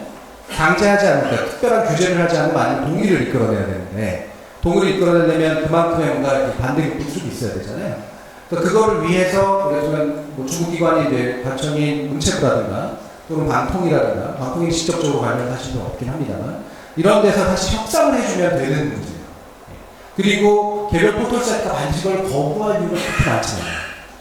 대신 이제 많이 자기를 괴롭히니까 지금처럼 뭐 가짜뉴스에 본사를 들이고 괴롭히면서 그거 하라 그러면 되게 싫을 거 아닙니까? 그래서 뭔가 적당한 협상을 통해서 이제 그렇게 문제를 해결하거나 또는 이제 법을 만들어가지고 이야기면 영국 같은 데서 고민하고 있는 건데 온라인 시절 OTT 같은 경우에 보면 결국 좋은 공영방송 서비스에 좋은 콘텐츠가 먼저 노출되지 않는 경우들이 되게 많이 생기니까 이들이 발견 가능성을 높이도록 하는 것을 새로운 미디어법의 핵심 구조로 삼아야 된다라는 식으로 얘기를 해요. 그런 사람들이 앞으로 생겨날 겁니다. 그래서 우리 또 외국에 생겨난 또 쫓아가는 경향이 또 있으니까 실제로 새로운 미디어법을 만들면서 그렇게 지역이라든가 몇 가지 핵심적으로 먼저 노출돼야 될 것들에 대한 사회적 합의 같은 것들을 이끌고 그게 어느 정도 법제화될 필요가 분명히 있습니다. 지금 정부가 이런 하나도 생각하고 있지 않아서 저는 답답하긴 한데요. 정말 하나도 생각하고 있지 않습니까? 이런 거 얘기하기 너무 많은데 그런 것들을 저는 국회에서라도 국회가 뭐 발상이 됐건 어디서든 얘기할 필요는 분명히 있고 실제로 어느 정도까지 인정이 되어 있습니다. 다만 핵심적으로 딱 하고 이제 정책화를 못 시키고 있을 뿐인 거죠. 지역에서 시민들이 각 지역의 국회의원들한테 뭐 전화도 하고 문자도 보내고 팩스도 보내고 이메일도 보내고 찾아도 가고 하면 좋겠네요. 그럼 목소리 좀 법제화에 좀 힘을 써라 이런 식으로 입장은 어떠냐라는 것도 물어보고. 이 얘기를 하셔서 제가 짧게만 말씀드리면 제가 미디어 전공하고 미디어 법제라든가 정책 쪽에 많이 또 일을 하면서 느끼는 게 뭐냐면 미디어 법제는 만들어지 정말 어렵구나. 국회의원들 관심이 없습니다. 두 가지는 하나 어려워요. 어려운데 건드리면 되게 복잡해. 언론사들이 막 뭐라 그러거든요. 근데 게다가 지역에 가져갈 게 없어. 왜냐면 미디어 사무는 중앙사무이기 때문에 지역에 할 수 있는 게 별로 없단 말이에요. 전파 관리나 이런 것도 다 중앙사무니까. 그러니까 지역 국회의원들이 국토부 같은 데 가서 따오는 거, 국토교통위는 들어가고 싶어 하죠. 근데 과기정통부가 있는데 들어가고 싶어 하지 않습니다. 그 상임위 가봤자 얻을 게 별로 없거든요. 그러니까 맨 비례대표만 가가지고 하는 거예요. 그쪽 미디어 쪽으로 들어오는 사람. 야, 이게 300명의 마음을 움직여봐야 그 중에 적어도 150명을 움직여야 법을 만들어지는 건데 미디어 관련된 법으로 150명의 이기심을 모을 수가 없겠구나. 그러면 지역구에서 얘기를 해줘요. 지역에서 야 너 미디어 가지고 뭔가 좀 해봐 라고 적어도 지역 국민이 자꾸 푸시를 해주지 않으면 이 아무런 관심이 없는 이 국회의원들은 절대 움직이지 않습니다. 그래서 저는 그게 중요한 지역이죠. 지역에서 지역구 국회의원들이 좀 실수할 확률도 높잖아요. 아무래도 뭐 이렇게 고향이나 이런 데 오시다 보면 약주도 좀 드실 수 있을 거고 약점 나와가지고 이거 안 하면은 터뜨리겠다 그러니까 법제화 앞장서라 이런 것도 좋은 방법이 있지 않을까라는 생각이 좀 들었습니다. 그게 뒤에 계신 전 시의원 김민숙이라고 합니다. 제가 이제 추석이고 처음 언론을 이제 그러니까 최근에 많이 겪다 보니까 사실 느끼는 게 뭐냐면 지자체나 뭐 의회에서 있었던 일이 보도 자료를 내면 모든 이제 기사나 동일하게 거의 다 이렇게 많이 나옵니다. 그래서 한 분이 너 기사 나왔더라 막 10몇 개 나왔더라 하고 봐도 결국에는 한 가지로 저는 이제 인식이 됩니다. 그 토시하나 나오지 않고 그냥 똑같이 다 쓰여지는 뭐 제목이 바뀌거나 조금 이렇게 의견이 달라지기도 하지만 그런 경우가 굉장히 많은데 이런 현상이 사실 정상인 것이 되게 조심스럽긴 한데 누가 봐도 부정상이죠. 그래서 이렇게 언론정보학을 연구하신 이제 학자이시니까 이런 부분들이 사실 언론의 모습에 대해서 어떻게 생각하시는지 저만 이상하게 느껴지는 건지 또 그런 것들을 어떻게 알아봐야 되는지에 대한 부분들을 좀 질문드리고 싶습니다. 사실 서두에 이 비슷한 이야기가 좀 오가긴 했었는데 다시 한번 말씀을 주셨으니까 현직 정치인이시고 본인이 낸 어떤 보도자료나 그런 정책 관련한 걸 언론에 자료를 제공하는 거의 대부분 언론이 그 복붙하듯이 쓴다. 이거는 좀 비정상적이지 않느냐라는 이야기를 주셨습니다. 네. 그 앞에서 얘기를 해드리는 게 사실 필요하긴 하겠지만 좀 뒤에서 좀 얘기를 하고요. 좀 약간 그 얘기를 듣고 궁금했던 게 그렇게 써주면 좋지 않으세요? 도 굉장히 좋은데, 그러니까 약간 모니터링이나 이런 것들을 받고 싶을 때가 있어요. 네. 그러니까 피드백. 그러니까 똑같은 현장에서 같은 기자분들이 이제 오셨는데, 그러니까 동일하게 이렇게 써주시는 거 보면 조금 더 다른 바라보는 관점에서 다르게 의견을 좀 주시면 얼마나 좀 더 도움이 되고, 제 욕심일 수 있지만 그런 생각을 할 때가 좀 많이 있거든요. 네. 훌륭한 정치인이시네요. 기지선언은 아니죠. 저희는 공직사법법을 준수하는 방송입니다. 그래서 막 비판해달라 또는 뭐 보완해달라라고 하는 얘기까지 할 수 있는 정치인이시면 정책에 자신이 있으신 것 같아요. 그러니까 되게 저도 좋은 태도라고 생각을 하고요. 이거 반복이 될지는 모르겠습니다만 우리나라 언론의 지금 생산 구조는요. 예전에 이를테면은 종이신문 시절만 해도 수석 기자는 기사는 못 써. 기사 써가지고 다 이제 빠꾸 나가고 있나. 어느 정도 대도할 때 기사 한두 건 정도 쓰는 게 모자이었는데요. 지금 일선 기자 10건 이상 쓰는 경우 많습니다. 중앙일간지라고. 인터넷 신문사 100건도 써요. 어떻게 쓰겠습니까? 대부분 그냥 다 복붙하는 거예요. 그거를 용인합니다. 시스템 자체에서. 그러니까 이제 완전 모럴 해저드가 지금 그렇죠. 생산량이 일단 많아야 돼요. 아까는 제가 주로는 영세한 데들은 내용 채우기 위해서 그런다 그랬지만 큰 데들도요. 일단은 양으로 떼가 넣어야 그 중에 일부 걸리고 정석 들여 쓰는 기사는 종이신문을 써요. 종이신문은 돈 받고 파는 거니까 어쨌든. 그리고 그거는 박제되잖아요. 온라인 신문은 지울 수 있는데 이거는 중앙도서관에 들어가거든요. 역사 기록으로 남아요. 그러니까 종이신문에서는 그래도 버젓한 기사를 그래도 좀 씁니다. 이 구조를 일단 좀 이해를 하셔야 왜 이런 일들이 벌어지는가를 좀 아시게 될 거고, 그래서 제가 아까도 말씀드렸지만 이 먹고 사는 구조를 바꾸지 않으면 이 행태는 훨씬 더 심각해질 거다. 이렇게 얘기할 수밖에 없게. 고맙습니다. 지금 잠깐 하시는 입에 한 가지 저도 이제 덧붙여서 방금 질문하신 것처럼 중앙에서 너무 지배적으로 언론을 다 틀을 짜버리거든요. 그럼 지역에서는 나름대로 조례나 이런 걸 통해서 나름대로 해볼 수 있는 거가 있을 것 같은데 영국에서보다 영국은 사실 훨씬 더 많은 걸로 알고 있거든요. 네. 지역에서 혹시 조례나 이런 형태로 해서 독자적으로 해볼 수 있는 뭐가 있을까요? 언론과 관련해서. 그 부분은 있기도 하고 좀 없기도 하고 좀 두 가지가 다 있는데 영국 같은 경우도 의외로 되게 중앙식적인 사회여서요. 특히나 잉글랜드 같은 언어 중심 사회로 점점 바뀌어가고 있어서 이 부분에 대한 우려들이 굉장히 많습니다. 그래서 실제로 만미디어나 지역미디어나 공동체 미디어나 이걸 법을 계속 만들고 어쨌든 지역 국회의원들이 그나마 되게 관심 있는 게 다행이죠. 그쪽은 우리하고 다르게. 그 차이도 좀 있고요. 대신 이제 얘네들이 막 포메이션스라고 해서 잉글랜드를 제외하고 웨일즈라든가 스코틀랜드라든가 북아일랜드 같은 데가 별개의 민족적 정체성을 가지니까 이 내셔널리티하고 로컬리티가 같이 가요. 그러니까 그래도 이제 어떤 근거 기반들이 있는 거죠. 그래서 거기는 아예 자치권을 줘요. 근데 자치권을 다 주진 않고 교육하고 미디어 쪽에는 일부 주는데 독자 방송사를 만들 수 있게 하고 독자 언어로 이제 운반할 수 있게 하고 이런 것들을 만드는 거죠. 이게 블레어 정부 이후로 그래도 좀 변해가지고 그렇게 된 거예요. 그래서 저는 이제는 우리나라도 미디어 사고에 관련해서 이제 지방의 상당한 권한 이양을 좀 고민할 때가 왔다는 생각이 사실 좀 듭니다. 이건 헌법적 차원에서 좀 필요한 거기도 하고 또는 법적 차원에서 필요한 건데 지금보다 훨씬 더 많은 지방 분권이 이루어져야 되고 일단 헌법적 차원에서 지방 분권의 핵심 중에 하나가 지방 사무 중에 미디어 허가에 관련된 사무가 지방으로 이양을 넘어가면 더 좋을 것 같아요. 근데 또 이게 사실은 줄 세우기 이런 우리나라 지역의 정부의 수준이라고 하는 게 사실 그렇게 되면 더 심각한 문제가 생길 가능성이 있는 거죠. 그래서 위험성과 함께 동시에 가능성을 동시에 보면서 어느 정도까지의 미디어에서 지방사무로 이양할 필요가 있는 것인가. 이거를 이제 각 지역에서 같이 좀 고민을 해서 이 정도는 우리한테 좀 괜찮다라고 얘기할 수 있는 것들을 구체적으로 만드시면 좋을 것 같다는 생각이 좀 듭니다. 그 현역 정치인이시니까 비록 법률에서 막고 있다 하더라도 일단 조례부터 내보고 그거 갖고 누가 이제 뭐 그 문제 제기를 해서 그 행정심판 같은 게 간다 할지라도 그렇게 가면 또 공론화가 되는 거잖아요. 그 법이 너무 그 지역의 그런 권한 이익을 과도하게 침해한다 이렇게 볼 수도 있는 거니까 그런 거라도 좀 해봤으면 좋겠어요.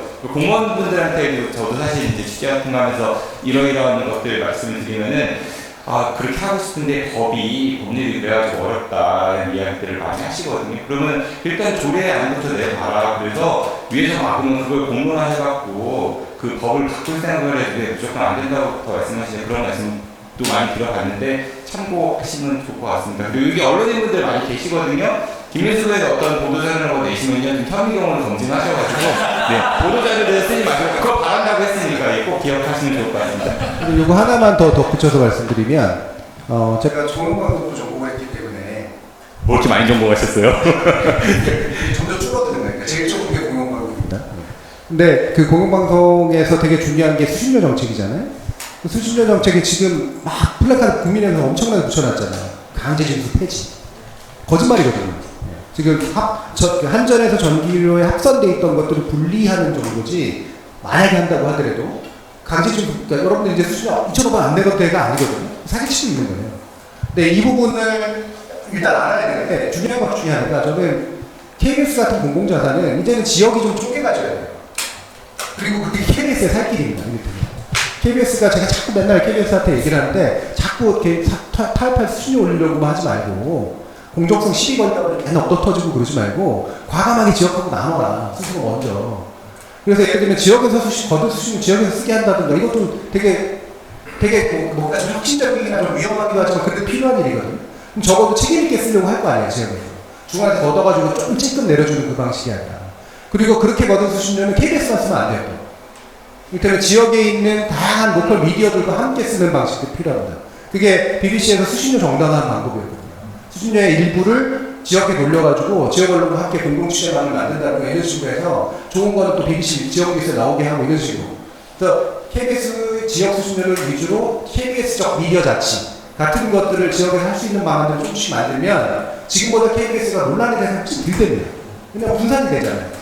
중앙에서 추가하고 정치가 돼서 싸우니까 논란이 되는 거지만, 그래서 지역에서 이런 것들을 자꾸 수시로 요구하고 비슷한 안들을 지역에서 만들어 국회의원을 설득해가지고 KBS 수신료 강제징수 폐지 이런 얘기하기 전에 이런 식으로 해가지고 한번 지역 미디어를 만들어보자 하는 거, 이런 거 지역에서 먼저 얘기를 하는 거지. 그 말씀 듣다 보니까 내년 총선 때 그 저희 민원을 비롯해서 되는 시민사회 연대회의에서 이런 언론 관련한 거를 좀 질의서를 만들어서 각 후보들에게 좀 전달하고 답변을 듣는 것도 의미 있겠다는 생각이 들었습니다. 뭐 혹시 또 있으세요? 아까 제가 3분 든다고 4분 들었거든요. 말씀하세요. 지금 그 말씀 나와서 드리는 건데, 저희가 기본소득 한국대 또그 표현 중에 하나인데 기본소득 얘기를 하면서 언론에 대해서 정부가 지원금 주는 거 어떻게 주지 말고 길들이게 하는 거니까 아예 시민들에게 나눠주거나 시민들이 언론을 선택해서 주자는 어떤 그런 방안들이 아이디어처럼 나오는 걸 알고 있는데, 그거에 대해서 언론 학계에서 어떤 입장 갖고 계신지. 질문 다시 한번 반복해드리겠습니다. 그러니까 정부가 언론사에게 뭔가 지원금을 주는 형식이 아니라 국민들에게 기본소득 형식으로 일종의 바우처겠죠? 그래서 언론에 쓸 수 있는 그런 걸 가지고 국민들이 그걸 언론을 선택해서 소비하는 구조에 대해서 학계에서는 혹시 어떤 논의나 아니면 입장 같은 것들이 있는지를 좀 물어보셨습니다. 네, 그래서 그게 재작년부터 해서 미디어 바우처 제도로 많이 얘기가 됐고요. 꽤 진척이 됐다가 지금은 이제 조건도 바뀌기도 했고 쓱 하고 그냥 숨어 들어가 버리는 이제 그런 상태입니다. 물론 정책에 약간 위험성도 없진 않지만, 왜냐면 인기 있는 미디어 위주로 이제 뭔가 재편될 가능성이 의외로 높아가지고, 그러면 불구하고 그 아이디어는 굉장히 중요하다고 보거든요. 이게 단순히 정부 광고를 그런 식으로 해서 비용을 쪼개가지고 준다고 해서 정부 광고 없어지는 건 아니기 때문에 사실 이중 지출이 될 가능성이 굉장히 높은데, 그래도 단순히 몇만 원 주는 수준이 아니라 저는 아예 미디어 소비를 위한 일정한 보조금을 상당히 확보하는 게 맞다고 봐요. 안 그러면 우리나라 미디어 산업 지탱 안 되거든요. KBS 수준을 높이는 것만 더 힘들잖아요. 우리는 안 내려고 그러고 있는 상태니까. 그래서 오히려 국가가 상당히 많은 돈을 돌려주는 방법. 미디어에 쓰게. 물론 넷플릭스는 구독 못하게 하는 게 좋긴 하겠지만 미디어에 쓰게. 이게 이제 책도 사실 이미 그 안에 포함돼 소득공제 같은 게 그런 제도니까. 그래서 미디어에 쓸 수 있는 돈을 국민에게 돌려줘서, 또는 나중에 돌려줄 방법들까지 마련해가지고 상당한 돈을 기본으로 미디어에 사용하도록 만드는 걸 고민해야 된다라고까지 저는 주장을 합니다. 그게 뭐 받아들여질지 안 받아들일지 모르겠지만 저는 그게 허황된 주장은 절대 아니라고 생각합니다. 예, 고맙습니다. 시간이 이제 거의 저희 그 예상했던 1시간 40분 정도 예상을 했거든요. 지금 1시간 30분 지났기 때문에 이제 마무리 수순으로 예, 뭐 네, 아까 무슨 듯이 이제 말씀하시죠. 네. 네, 교수님 말씀 잘 들었습니다. 저는 대전에 있는 지역 일간지 중도일보 기자고요. 두 가지 크게 여쭤볼게요. 하나는 제가 학교 다닐 때 교수님 저희 학교 어른송학과에 출강하신 적이 있다고 후배한테 들었거든요. 그리고 제 후배가 교수님에 대한 말씀을 엄청 잘해주셨어요. 되게 설명도 잘해주시고 좋은 분이셨다고 얘기를 하셨는데 이후에 저널리즘 토크쇼 제의도 하시고 지금 열린 토론도 잘 들고 있는데 항상 들으면서 교수님 말씀하시는 것도 좋아하시는 것 같고 말을 너무 잘하셔서 어떻게 그렇게 하고 싶은 얘기가 뭐예요? 정준이 예찬이에요? 잘하시는지 얘기해서 지역 일간지에 있다 보니까 미디어 환경이 되게 많이 바뀌었잖아요. 아까도 인터넷이라고 온라인으로 많이 바뀌었다고 하셨는데 종이 신문을 만드는 입장에서는 우리가 이 신문에 얼마나 공을 들여야 되는지 그리고 어디까지 이 미래가 갈 수 있을지에 대한 고민이 많이 들고 있습니다. 대전일보 얘기하셨는데 지역의 신문사 중에는 대전일보만 포털에 지금 들어가 있는 상황이라서 저희나 다른 언론사도 포털을 입점하기 위해서 좀 노력을 했었는데도 안 되고 이런 과정들이 있었거든요. 그런 구조에서 종이신문의 미래에 어떻게 전망하시는지. 예, 질문 다시 한번 정리하겠습니다. 첫 번째는 그 중요한 건 아니었고요. 그냥 정준이 예찬에 당신이 왜 이렇게 말을 잘해요? 뭐 불법이 뭡니까 이거였고, 두 번째는 지역의 지면신문으로서 앞으로 미래를 어떻게 좀 가져가야 할지, 그 포털에 올라가지 못하는 생존하기 어려운 구조인데 그 두 가지 이야기 주셨습니다. 예. 앞에 질문을 안 좋아하신 것 같아요. 예를 들면 저는 제 개인적인 입장입니다. 그리고 제 동료 학자들도 몇 명은 저 동의를 하는데 이해관계의 문제가 있기 때문에 함부로 말할 건 아닙니다만 포털에 들어갈 수 있는 자격을 정하는 건 웃긴 일입니다. 일단 진입 자격은 없어야 돼요. 퇴출이 확실해야죠. 문제가 있으면 퇴출시켜야지 들어가는 걸 막으면 안 되거든요. 들어가는 걸 막으면 마치 물관리가 될 것 같지만 그게 아니라 들어가고 나서 개판치거든요. 한번 들어가면 못 쫓는다는 얘기 때문에. 그래서 진입장벽이 아니라 퇴출 수준을 높여야 된다. 라는 게 이제 제 주장입니다. 그리고 대신 들어가서 잘할 생각을 하셔야죠. 근데 포털에 들어가면 오히려 안 좋은 훈련이 됩니다. 안 좋은 버릇도 들고요. 지역 언론 중에 그런 경우들이 좀 많이 봤기 때문에.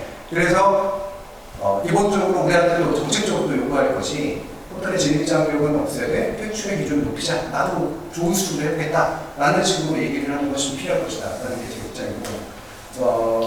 그리고 그런 면에서 이제 생존을 좀 더 적극적으로 하기 위한 다른 노력들이 필요할 텐데 너무 길어질 것 같아서 그 정도만 말씀을 드리고요.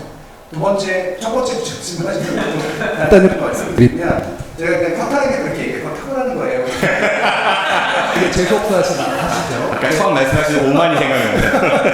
근데 뭐 그런 부분은 저는 있다고 당연히 생각을 합니다. 근데 그렇다고 누구나 다 그런 거냐? 그게 아니라 한국이요. 제가 외국 경험도 좀 해보고 그러면 글쓰기와 말하기에 의외로 되게 별거 아닌 거라고 생각하는 경향이 있어요. 그러니까 사실은 공부에서 별로 중요하지 않은 거라고 생각하고요. 사회활동에서 별로 중요하지 않은 거라고 생각하는 경향이 있어요. 우리나라 실제 말 잘하는 건 사건 아니야 이렇게 생각하는 경향이 좀 있습니다. 우리나라 역대 대통령 중에 말 잘하는 사람 노무현, DJ 정도 빼고 누가 있습니까? 저는 어렸을 때부터 왜 이렇게 대통령도 말을 잘 못하지가 너무 신기했던 그런 기억이 나요. 외국 정치가 하나같이 말을 잘해요. 정치인들은 말이 생명인데 저는 토론하고 정말 놀라요. 아니 어떻게 이따위 것들이 정치를 하지? 이런 식의 누구요? 그러니까 이게 단순한 스킬의 문제가 아니라 누군가를 설득하고 누군가한테 매력을 주고 이러려면 커뮤니케이션 스킬이 엄청나게 중요하고 그건 말과 그렇게 만들어지는 것이다. 이게 사회적 기준이 되면 실제로 많은 사람들이 잘하려고 노력을 하는 거예요. 더 인정받으려고 노력을 하는 거예요. 단순한 스킬의 문제가 아니라 더 좋은 진실을 전달하려고 노력을 하는 거예요. 그렇게 돼야지 이제 가능하거든요. 그러니까 저 같은 경우에 다행히 잘 받아들여 주시는 이유는 저는 그건 어렸을 때부터 되게 중요한 거라고 생각을 했어요. 되게 좋아하는 거기도 했고. 그래서 끊임없이 어떻게 하면 내가 더 말을 줄이게 할 수 있을까? 말하면서 늘 생각하거든요. 머릿속에서 계속해서 걸러져서 이야기들이 나오고. 근데 이거는 굉장히 오랜 기간 노력하지 않으면 사실 안 되는 것도 상당히 있기 때문에. 특히 또 불행하게 일정 나이가 지나면 더 이상 노력해도 안 되거든요. 그래서 좀 더 어렸을 때 해둬야 돼요. 또 나가셨습니까? 그 일정 나이에 지금 생각하시기에? 쯤수는 갈 것 같습니다. 알겠습니다. 예, 혹시 예, 어른 오셨으니까 네, 뭐 예, 마음속에 손가락 예, 두셨네요. 네, 말씀 주세요. 네. 저는 공동체를 지원 또는 마을 활동을 하고 있는데요. 요즘에 마을인데요. 마을 신문이나 마을 방송에 대한 관심도 높아졌고 또 그걸 통해서 우리 지역의 마을 이야기를 전할 수 있다고 봅니다. 그런데 마을 미디어에 있는 내용들이 단순 정보를 전달하는 내용으로만 지금 꾸려져 있는데요. 행정이나 또는 의회 또는 그런 기관들을 감시하거나 견제할 수 있는 말들로 가면 좋겠다라는 게 제 생각인데 그런 방법들 또는 말 활동가의 역량을 높일 수 있는 어떤 내용들이 있을지 얘기해 주시면 좋을 것 같습니다. 질문 정리해드리겠습니다. 마을 공동체 마을 활동 관련한 일을 하시는 분이신데 그 마을 미디어들이 많이 생겨났음에도 그냥 그 소소한 어떤 정보 전달에 그치고 있다. 그 마을 지역의 어떤 뭐 정치적이거나 경제적이거나 이런 현안들에 대한 비판 이런 것들도 있으면 좋겠다라는 그런 걸 위해서 또 마을 활동가에게는 어떤 교육이 필요할까 이런 질문을 주셨는데 참고로 이거는 한 2시간 이상 교육을 하게 되면 아까 짧게 그냥 말씀 듣겠습니다. 네. 예. 저는 정보라는 표현을 쓰셨고 그 다음에 이제 굉장히 하드 뉴스를 지금 얘기하시거든요. 이게만. 근데 그 사이 중간에 많이 비어있다는 생각을 해요. 솔직히 말하면. 정보하고 하드 뉴스 나가기까지 굉장히 먼 과정이고요. 사실 하드 뉴스가 나가면 마무리 운영이 쉽지 않아요. 다 안 보기도 할 뿐더러 언론이 겪는 여러 가지 문제를 겪으실 거예요. 정파성 갑자기 얘기 나오면서 막 그럼 또 망가지기 시작하고 이러거든요. 공통의 화제가 되게 중요해요. 화제, 토픽이라고 부릅니다. 이 언론은 결국 토픽 가지고 먹고 사는 거고 이 토픽이 그게 하드 뉴스가 되기도 하고 정치가 되기도 하고 경제가 되기도 하는 건데 사람들은 어쨌든 그 토픽 가지고 얘기를 한다는 얘기입니다. 마을에서 중요한 토픽, 대화의 주제가 뭐여야 될까를 좀 더 확장해서 고민하시는 게 지금 단계에서는 더 필요한 얘기 같아요. 그래서 그 토픽은 되게 다양한 수준으로 있을 거예요. 그러다 보면 그 중에 되게 비판적인 토픽 또는 우리의 이해관계를 건드리는 어떤 구조의 문제에 대한 토픽 같은 것들이 나오겠죠. 앞에 것들이 훈련이 돼야 뒤에 것들을 같이 얘기할 수 있거든요. 저는 이걸 단계적으로 확장해 나가는 것이 일단 필요하고 그 토픽을 지속적으로 발굴하는 게 훈련이라고 생각합니다. 예, 고맙습니다. 혹시 또 있어요? 한 분만 듣겠습니다. 정말 시간이 거의 다 돼가지고 네, 없으시면 이제 마무리를 할게요. 일단 제가 이제 그런 질문을 한번 교수님께 드렸었거든요. 여기 오신 분들은 그래도 미디어에 관심 있으신 분들이니까 진짜 이렇게 오신 거잖아요. 또 지금 현재 뭐 시청을 하시거나 앞으로 시청하실 분들도 마찬가지이고, 우리가 뉴스를 볼 때 그냥 그거를 읽는 거 말고 조금 더 깊이 있게 아니면 나만의 시각으로 분석하고 싶어 하시는 분들도 많이 계실 거예요. 그런 사람들의 그런 욕구들이 충분히 있을 거니까 그런 분들에게 어떤 조언을 좀 해주실 수 있을지요? 네. 이게 흔히 제가 받는 그 질문으로 바꾸면 가짜뉴스 어떻게 구별해요? 라는 질문하고 그렇게 안 다르거든요. 그럼 제가 어렵다고 얘기해요. 저도 속도라고 얘기해요. 쉬운 방법 없습니다. 당연히. 이건 되게 오랜 기간 걸리는 일이고요. 어느 정도까지 돼야 되냐면 사실은 얘기를 딱 듣는 순간 뭔가 이상한데? 안 맞는데? 이거 정말 그래? 라고 하는 게 자연스럽게 떠오를 정도가 돼야 돼요. 그래야 비판적으로 읽을 수가 있어요. 근데 그게 정말 가능할까? 대부분 어디에 의존하냐면 정말 의존합니다. 그러니까 내가 믿고 있던 기존신념에 비춰서 이상하면 이상하다고 생각하고 이상하지 않으면 괜찮다고 생각해요. 이게 확증 편향이에요.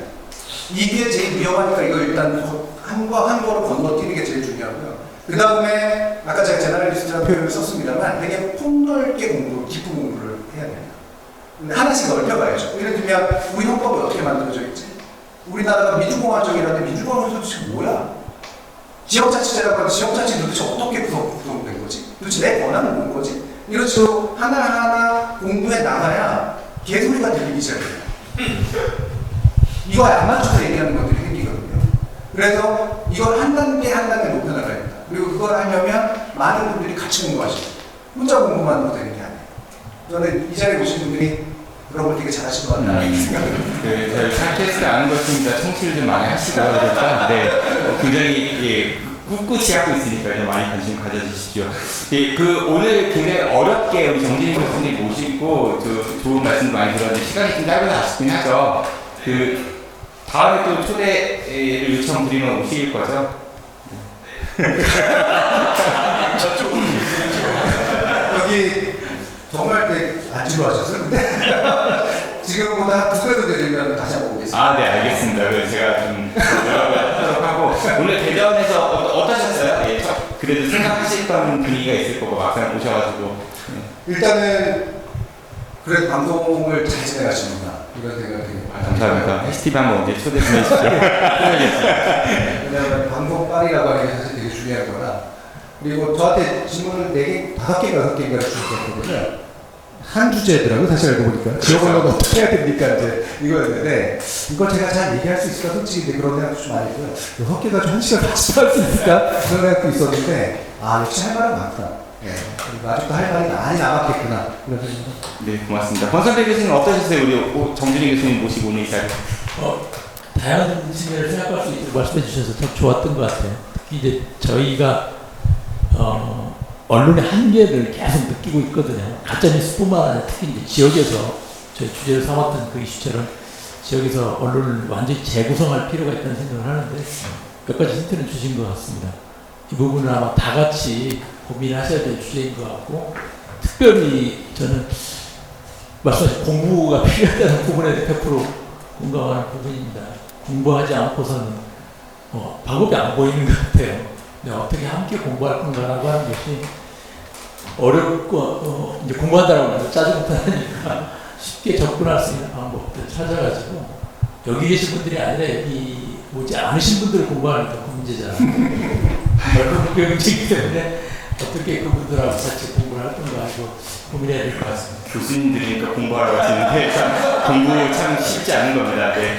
오늘 긴 시간 동안 대전 시민들과 함께 해주셔서 너무 감사드리고요. 다음에 꼭 또 다시 뵐 수 있는 날을 기대하겠습니다. 오늘 나와주셔서 고맙습니다. 안녕히 가십시오. 감사합니다. 예, 선생님 고맙습니다.